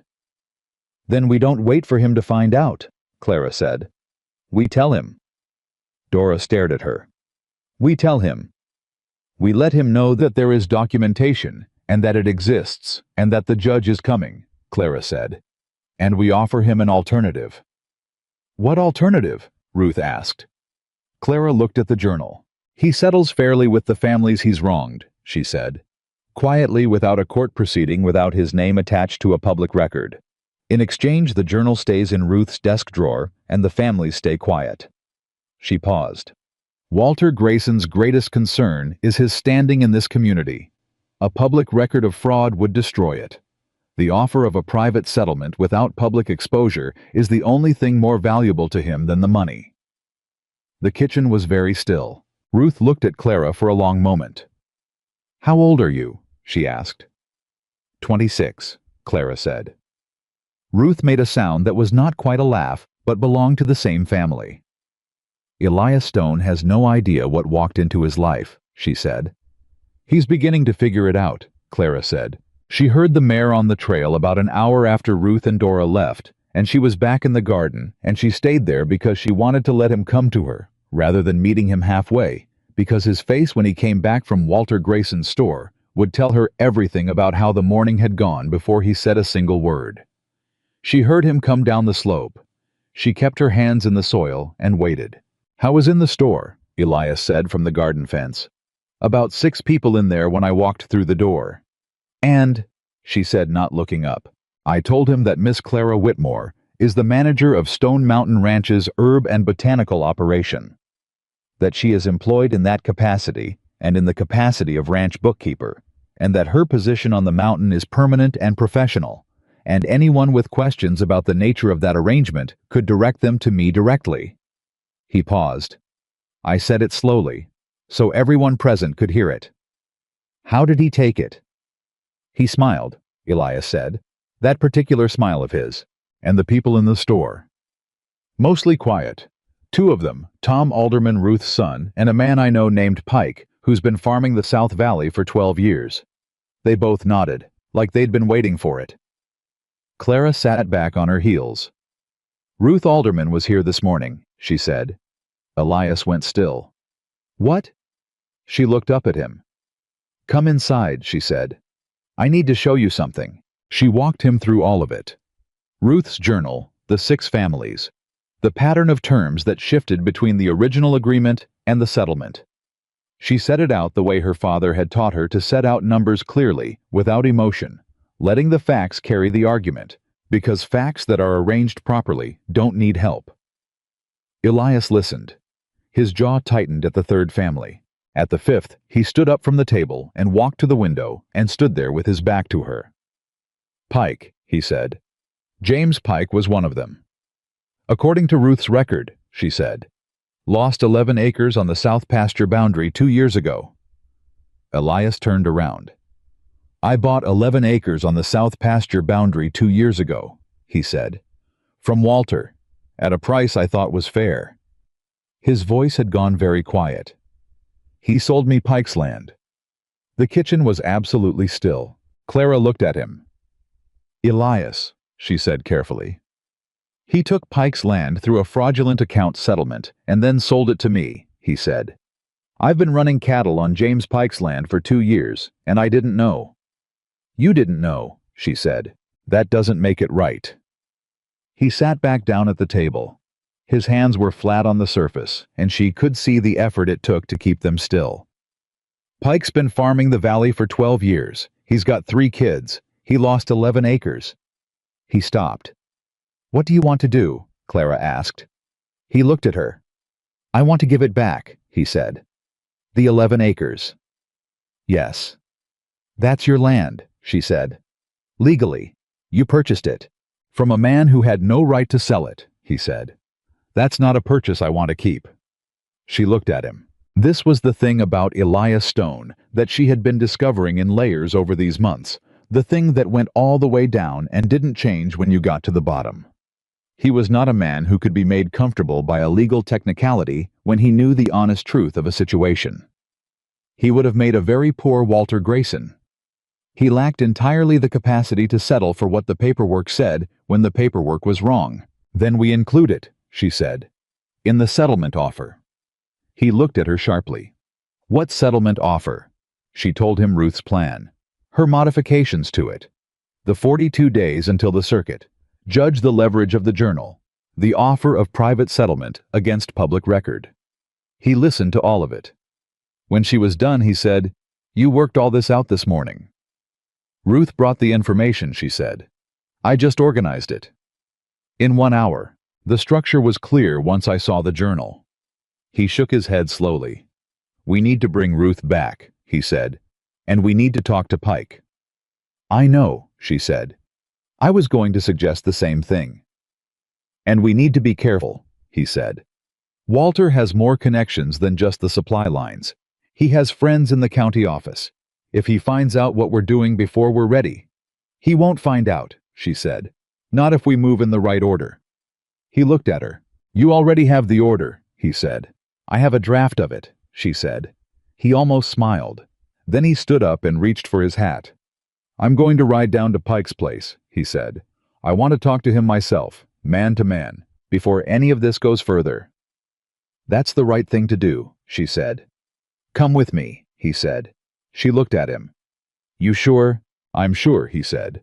"You understand this better than I do, and Pike deserves to hear it from someone who's actually looked at the numbers." They rode down to the South Valley in the mid-morning sun, side by side on the trail that had become familiar to her now, in all its variations dry and dusty or damp from mountain rain cold in the early morning or warm by midday. She knew this trail the way she knew the garden by what it did under different conditions. James Pike came out of his barn when he heard them on the road. He was a lean, weathered man in his late 30s, with the careful eyes of someone who had learned to wait and see before deciding how to respond to anything.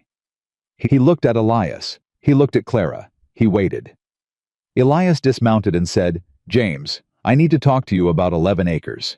What happened in the next hour was not easy.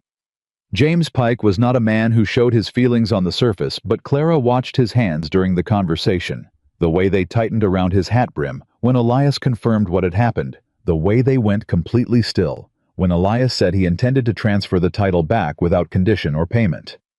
"Why?" Pike said. "Because it's yours," Elias said. "I can't pay you for it."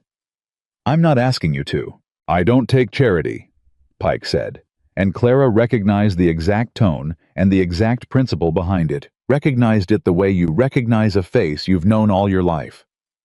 "James," she said. He looked at her. She could tell he wasn't sure what to make of her, yet the woman from the mountain, the woman Grayson had been talking about. "I understand not taking charity," she said. "I held my mother's last locket over a store counter in Red Hollow and refused charity. I know exactly what it costs." She paused. "This isn't charity. This is a man returning what should never have left your hands. Those are different things." Pike looked at her for a long moment. Then he looked at Elias. "Grayson will know," he said. "Yes," Elias said. "He will." "He'll come at you." "He'll try," Elias said. "I'd rather he come at me than keep benefiting from something that wasn't done right." Pike was quiet.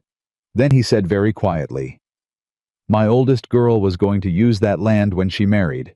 We had it planned from when she was small." Elias said nothing. He just nodded.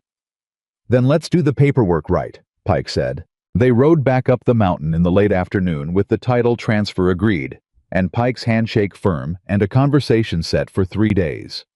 Hence when Ruth would come up to the ranch with her journal, and they would plan the approach to Walter together. They were almost to the ridge when the storm came. It came the way. Mountain storms come not gradually, but as a decision.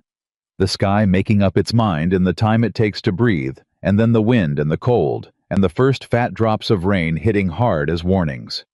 They pushed the mare hard and made it to the lean-to, just as the rain went from warning to conviction. They stood inside the lean-to, listening to it hammer the roof.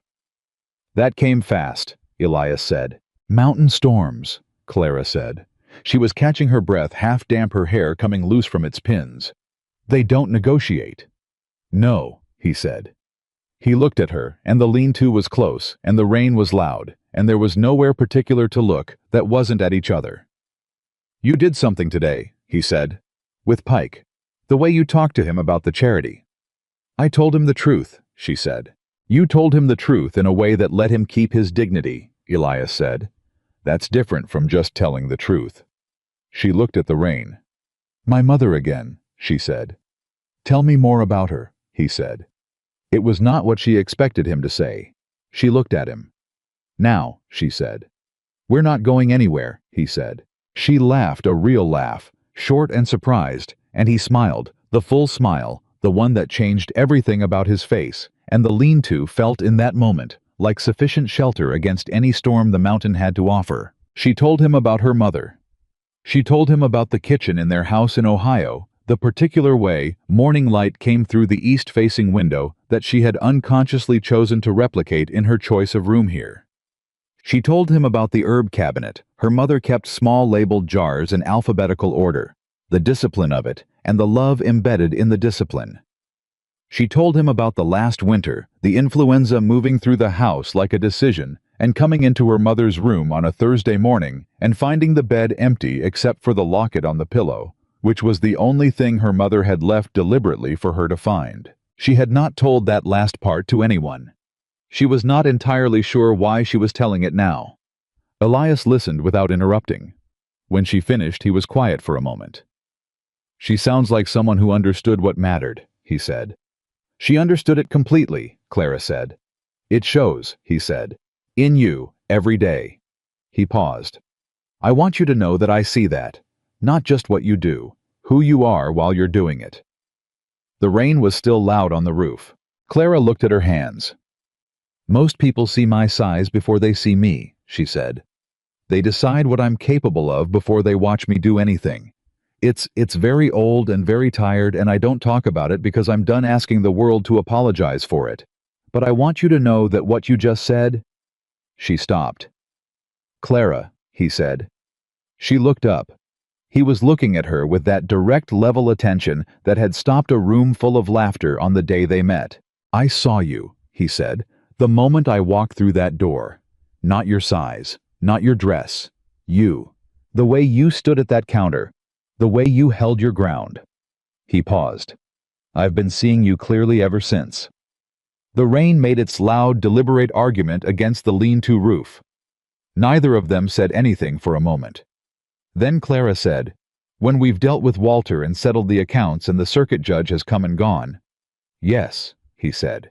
"I'd like us to talk about what comes after that." "I'd like that too," he said.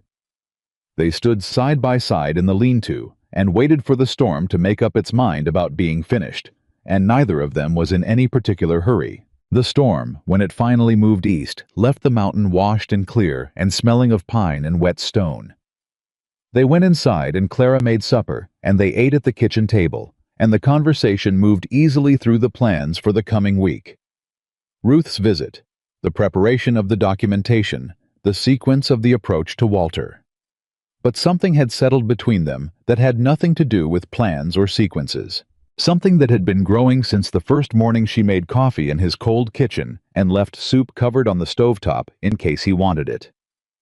2 days later, Ruth came up to the ranch with her journal and a woman named Ada Ferris, whose family had been one of the 6, and the story Ada told at that kitchen table made Clara's jaw ache from holding it steady. Ada Ferris was 43 years old, and she had lost her late husband's cattle pasture 3 years ago.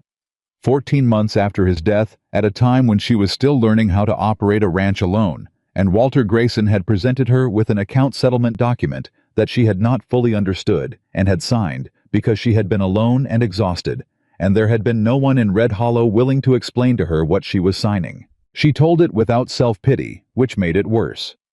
Clara listened to every word. When Ada finished, the kitchen was quiet. Then Clara said, "Ada, how long ago did your husband die?" 4 years this January, Ada said. "And the pasture, is it still in Grayson's name, or has he sold it?" Ada looked uncertain. I never looked. I couldn't bear to." "I'll find out," Clara said. She looked at Ruth. "Do you know?" "Still in his name," Ruth said. "Hasn't sold it." "Then it can be part of the settlement," Clara said. "Returned like Pike's land." Ada stared at her. "He won't," she said. "Walter won't agree to return it." "He will," Clara said, "when he understands the alternative." "Which is?" "A circuit judge with Ruth's journal and the testimony of 6 families," Clara said. "And a very detailed accounting of his credit practices prepared by someone who knows exactly how to present numbers to make a pattern absolutely clear." Ada looked at her. "You'd do that," she said. "You'd prepare that." "I already started," Clara said quietly. Ada Ferris put her hands over her face. She did not cry for long, she was. Clara suspected a woman who had the same rule about crying in front of people that Clara had inherited from her mother. But she allowed herself a moment of it, and nobody in the kitchen said anything because the moment was hers and she was using it. When she looked up, her eyes were steady. "What do you need from me?" she asked. "Your signature on a document," Clara said, "and your presence if Walter refuses. But I don't think he'll refuse." "Why not?" Ruth asked. "Because I'm going to write the offer myself," Clara said. "And I have spent my entire life being underestimated by men like Walter Grayson, which means I know exactly which words will reach him and which ones will only make him dig in." She looked at them both. "He thinks I'm a desperate woman who landed on a mountain and got lucky. He will not expect the document I'm going to put in front of him." Ruth looked at her. "No," Ruth said. "I don't expect he will." That night, after Ruth and Ada and Dora had ridden back down the mountain, Clara sat at the kitchen table with paper and pen and the careful accountant's mind her father had given her before he became someone else, and she wrote. She wrote for 3 hours. She wrote a document that was not angry and not threatening, and was instead simply devastatingly clear, the kind of clarity that is more frightening than anger, because it leaves nowhere to hide. 6 families named. 6 sets of original terms documented. 6 settlement amounts that deviated from those terms documented. 1 letter of offer, proposing private settlement in lieu of circuit court proceedings. 1 list of conditions, fair restitution to each named family title transfers, where applicable a revised and documented schedule for any remaining legitimate accounts carried by town residents witnessed and signed. And at the bottom, 1 line. This offer remains open until September the 1st, at which time it will be withdrawn, and the matter referred to the county circuit judge with full documentation attached. She signed it with her full name. Clara Whitmore, ranch manager and bookkeeper, Stone Mountain Ranch. She put down the pen.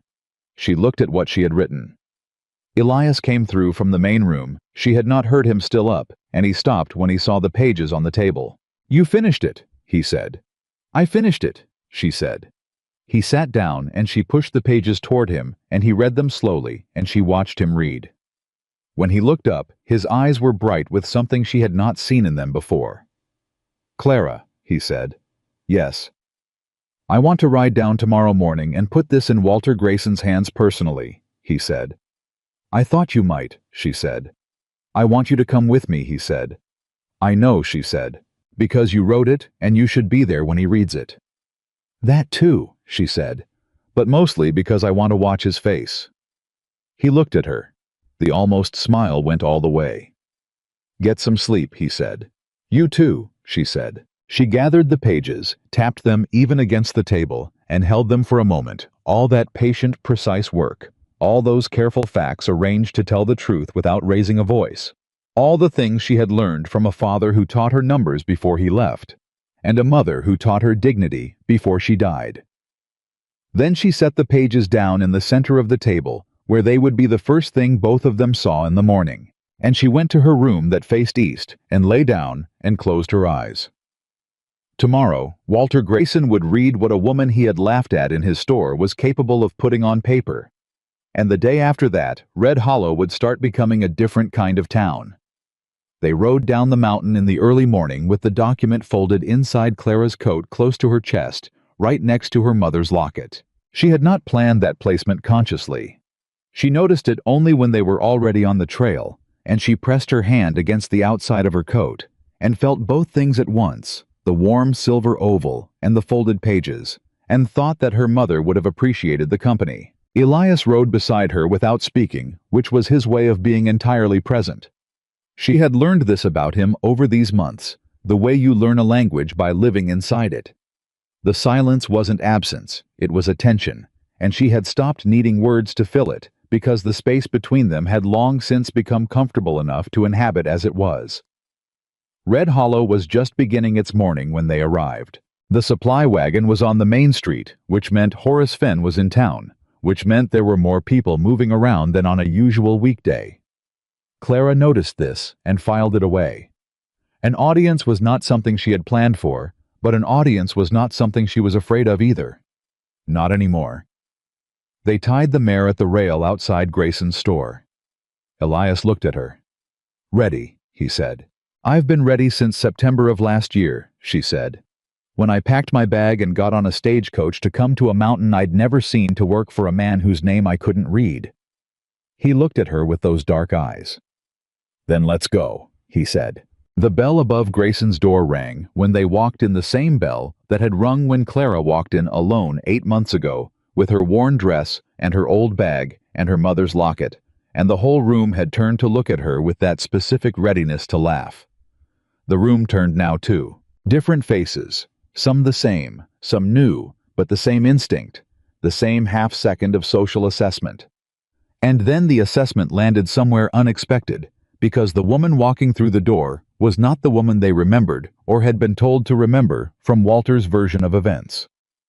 She walked the way someone walks when they know exactly where they are going and have already decided how it ends. Walter was behind the counter. He saw them come in, and his face did the thing it always did, the smooth rearrangement into the comfortable expression of a man in his own territory. The pale eyes moved from Elias to Clara and back. "Elias," he said. "Miss Whitmore." "Walter," Elias said. Clara reached into her coat and put the document on the counter between them.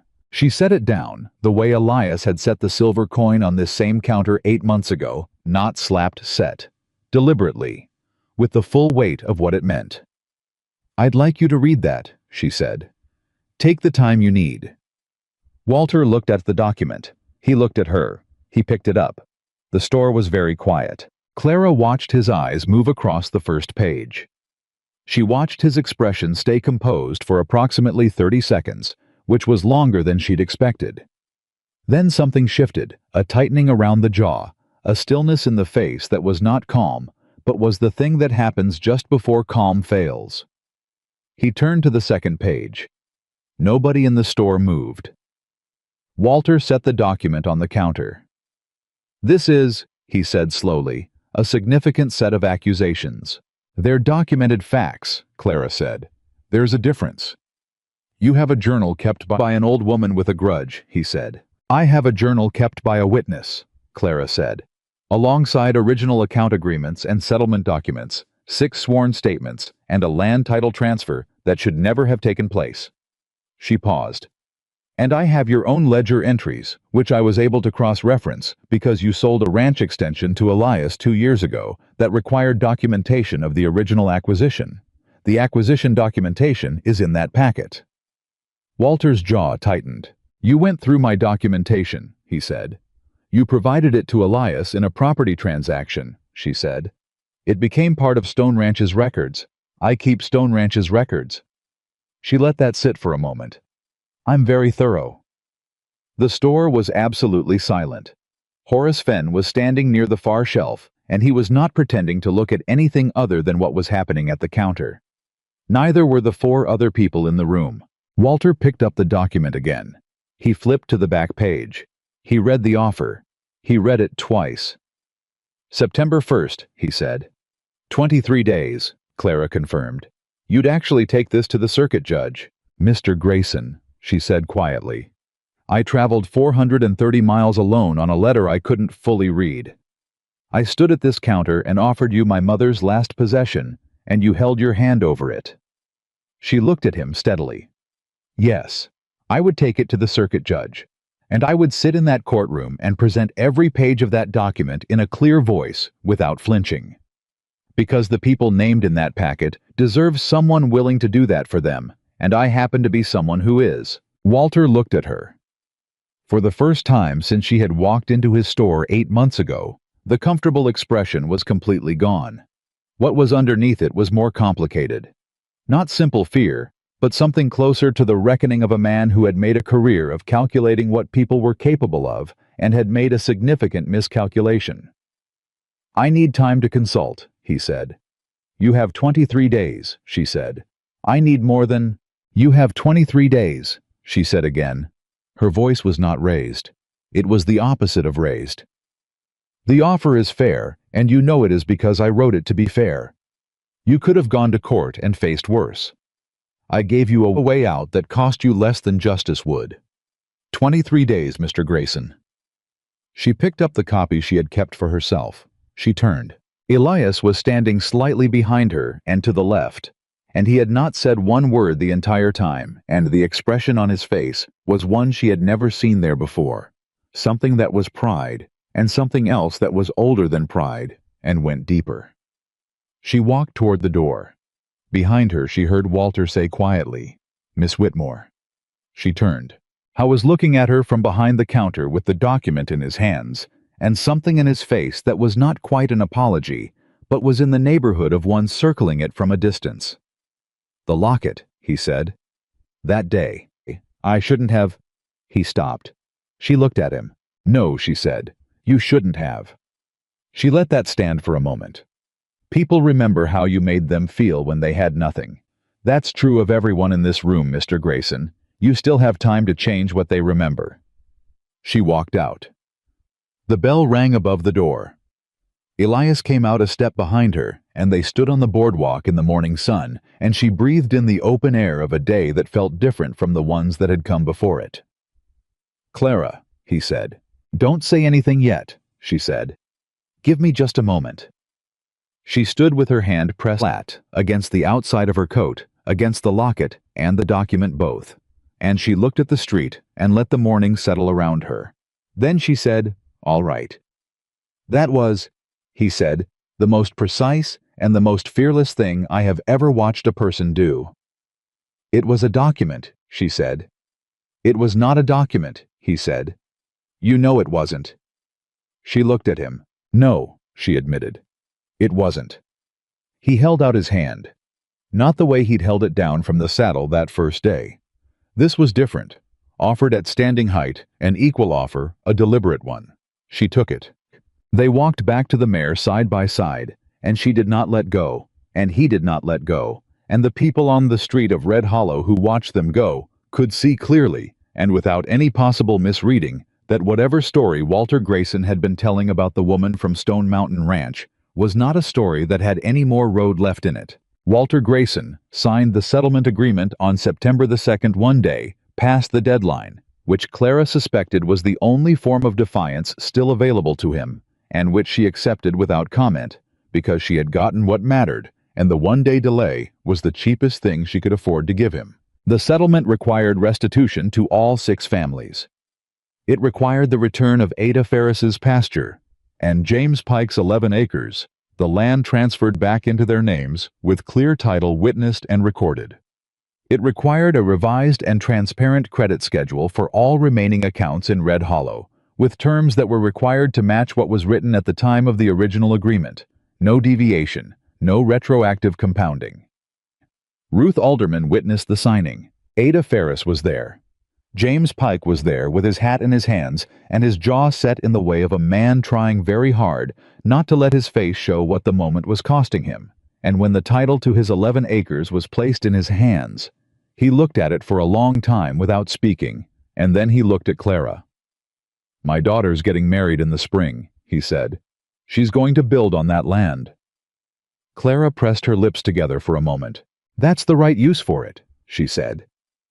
The day Walter signed, something changed in Red Hollow in a way that wasn't announced and didn't need to be. It moved through the town the way weather moves, not visible, directly felt in the quality of the air, in the way people stood when they talked to each other, in the particular easing of shoulders that happens when something heavy has been removed from a shared space. People who had owed Walter Grayson for years came into the store and found that the terms on their accounts were now written plainly on paper and matched what they had been told originally.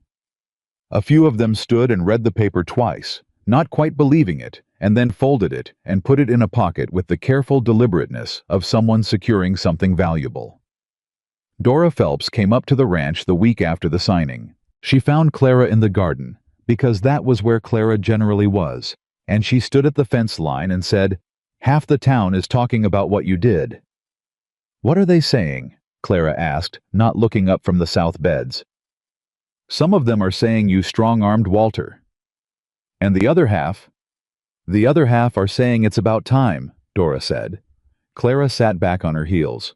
"Ada Ferris told me that when she got her pasture title back, she sat in her kitchen and cried for an hour," Dora said. "And Ada Ferris hasn't cried since her husband's funeral." "That's what people are saying, Clara. That's the conversation happening in this town right now." Clara looked at the south beds. Margaret's seeds, now full plants, the calendula, brilliant, and the echinacea, straight and tall, and the valerian putting up its pale flowers that smelled like something between clean and complicated. "Good," she said. Dora leaned on the fence.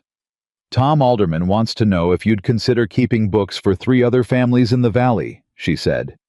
"People whose accounts need straightening out now that Walter's terms are documented. They'd pay." Clara looked at her. "Tell Tom to come up on Saturday," she said. "Also," Dora said, and her tone changed slightly, the way tones change when someone is moving from business to something else. "People are noticing that you and Elias have been—" She stopped. "Have been what?" Clara said. "Riding into town together," Dora said. "Regularly. And that when you ride in together, if you understand me." Clara looked at her levelly. "I understand you," she said. "Are you going to tell me anything?" "No," Clara said. "Not today." Dora smiled. "Fair enough," she said.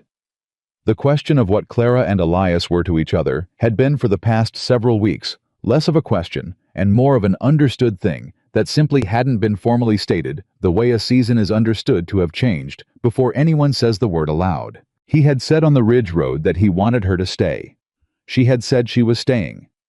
They had not, since that moment, found it necessary to use more words than that, because the words were in everything else, in the way he came to find her in the garden when something happened worth telling her, in the way she kept his coffee hot, even when he was late in from the upper pasture, in the way they sat at the kitchen table in the evening, with the lamp between them, and talked about the kind of things that only get talked about when 2 people have decided quietly and without ceremony that they are on the same side of everything. But on the first Saturday of October, Elias came down to the garden at mid-morning when she was not expecting him. She looked up. He had his hat in his hands. That was unusual. Elias Stone was a man who wore his hat as a matter of course, the way other men wore their skin. Holding it meant something had been decided. "I need to say something," he said. "All right," she said. "I've been trying to find the right words for about 2 months," he said. "I want to be clear about that so you understand it's not something I'm saying without thinking about it." "I know you don't say things without thinking about them," she said. "The ranch," he said. "It was a structure before you came. You know I said that Margaret said a place without growing things isn't a home, and it wasn't, not really." He turned his hat in his hands. "You brought it back. Not just the garden, the whole of it. The kitchen and the books, and the way it feels when I come in at the end of the day." He stopped. Started again. "I want to ask you something, and I want you to know that whatever you say, nothing changes. Your position here is permanent either way. You are not being asked this because of the ranch." "Elias," she said. "I'm getting there," he said. She waited. "I'm asking because I love you," he said. "Simply. That's the whole of it. I love you, and I would like very much for you to be my wife if that is something you would consider." But I am aware that you are a woman who is fully capable of building exactly the life she wants without anyone's help. And if you don't, Elias, she said. He stopped. She stood up from the garden bed and came to the fence and looked at him, at this tall, careful, deeply honest man with his hat in his hands and his heart on the outside of his chest. For the first time in years, clearly terrified and clearly resolved, and not for 1 second considering taking the words back. Yes, she said. He stared at her. Yes, he said. I left Ohio with a bag and a locket and a letter I couldn't read, she said, and I came 430 miles to a mountain I'd never seen, because something told me there was something worth coming to. I have spent 8 months learning that I was right about that. She looked at him. Yes, Elias, I will marry you. He exhaled. It was the most unguarded thing she had ever seen him do.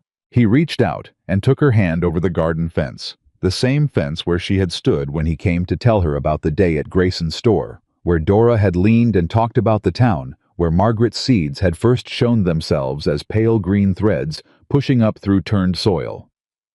I should get a ring, he said. You don't have to. I want to, he said. You should have something that's yours. Something nobody can put their hand over. She looked at him. She felt what his words did, the specific, precise thing they did, remembering Grayson's hand over her mother's locket, and the fact that Elias had been in that room and remembered it too, had remembered it all this time and understood what it meant to her. Something nobody can put their hand over, she repeated. Yes, he said. She tightened her hand around his. They were married in November in the cabin on the mountain, with Ruth Alderman and Dora Phelps and James Pike and Ada Ferris and Horace Fenn and Tom Alderman, all crowded into the main room that had once felt unlived in and cold, and now felt like the center of something. The circuit judge, who had come through in September and reviewed the Grayson settlement and formally recorded the title transfers, came back in November to perform the ceremony, because Ruth had written him a letter that apparently was very persuasive, and he said afterward that he had never performed a ceremony in a room that smelled so entirely of lavender and hope. Clara wore her morning sky blue dress cleaned and mended and pressed, because it was still the nicest thing she owned, and because it was the dress she had been wearing the day she arrived, and she wanted to close the circle. She wore her mother's locket at her throat, and on her right hand, a simple silver ring that Elias had ridden 2 days to the nearest city to choose himself plain and solid and well-made, because he was a man who built things to last. When the ceremony was done, and the judge had said the words, and Elias had kissed her with the careful deliberateness he applied to everything that mattered, Ruth Alderman started to say something, and then didn't, because there was nothing that needed saying. Ada Ferris squeezed Clara's hand on the way out and said, "Your mother would have been proud." And Clara held on to that, and didn't try to say anything back. James Pike shook Elias's hand for a long time, and then shook Clara's hand too, and said, "My daughter wants to name the first thing she plants on that land after the woman who gave it back." He paused. "We're thinking Whitmore calendula on account of yours being the finest we've seen." Clara laughed. It came out full and real and entirely without reservation, and she heard it and was glad. That evening, after the guests had gone back down the mountain, Clara stood at the south fence of the garden in the November cold, with Elias beside her, looking at the beds where Margaret's seeds had become full plants and where the calendula had finished its season and been cut back and would come again in the spring exactly where it had been planted. "She'd be glad," Elias said. "Margaret, that the garden came back." "I know she would," Clara said. "I think she'd be glad about everything," he said. Clara leaned against him, which was something she could do now without measuring it first, and he put his arm around her with the steadiness of a man who had decided and did not revisit his decisions. "I want to expand the south beds in the spring," she said. "There's fallow ground along the east fence that's been wasted, and I've been in correspondence with a botanical supplier in St. Louis, who's interested in a standing contract for dried medicinals. It would be the most significant revenue line the ranch has had." "Is this our wedding evening?" he said. "Yes," she said. "And you're talking about the east fence." "I'm also thinking about you," she said. "I can do both." I made the sound that had started as an almost smile and become over months something she could identify as his laugh, quiet, genuine belonging entirely to the moment it was made in. The mountain was dark around them and cold, and entirely itself permanent and patient and indifferent to the smallness of human trouble in the way that only very large things can afford to be. But in the cabin behind them, the fire was lit, and the herbs were hanging from Margaret's hooks in the rafters, and the books on the shelf were organized now, and the kitchen smelled of something warm, and the room that had once been a structure was now without any question a home. Clara Whitmore had arrived in Red Hollow with nothing but a worn bag, a faded dress, a bent dime, and a locket that a cruel man had called worthless. She had been laughed at in a room full of people who decided what she was before she opened her mouth. She had climbed a mountain alone toward a life that didn't yet exist, and built it with her own hands. One row at a time, one number at a time. One true word said plainly at exactly the right moment. She had given back what was stolen. She had named the horse. She had planted the seeds. And the woman that Red Hollow had once watched step off a stagecoach with nothing, the woman they had decided was nothing, was now Clara Stone standing on her mountain with her husband's arm around her and the whole of a rebuilt life at her back. She had not become valuable because someone finally saw her worth. She had always been exactly this valuable. It simply took a mountain, a garden, and one honest man to make it undeniable.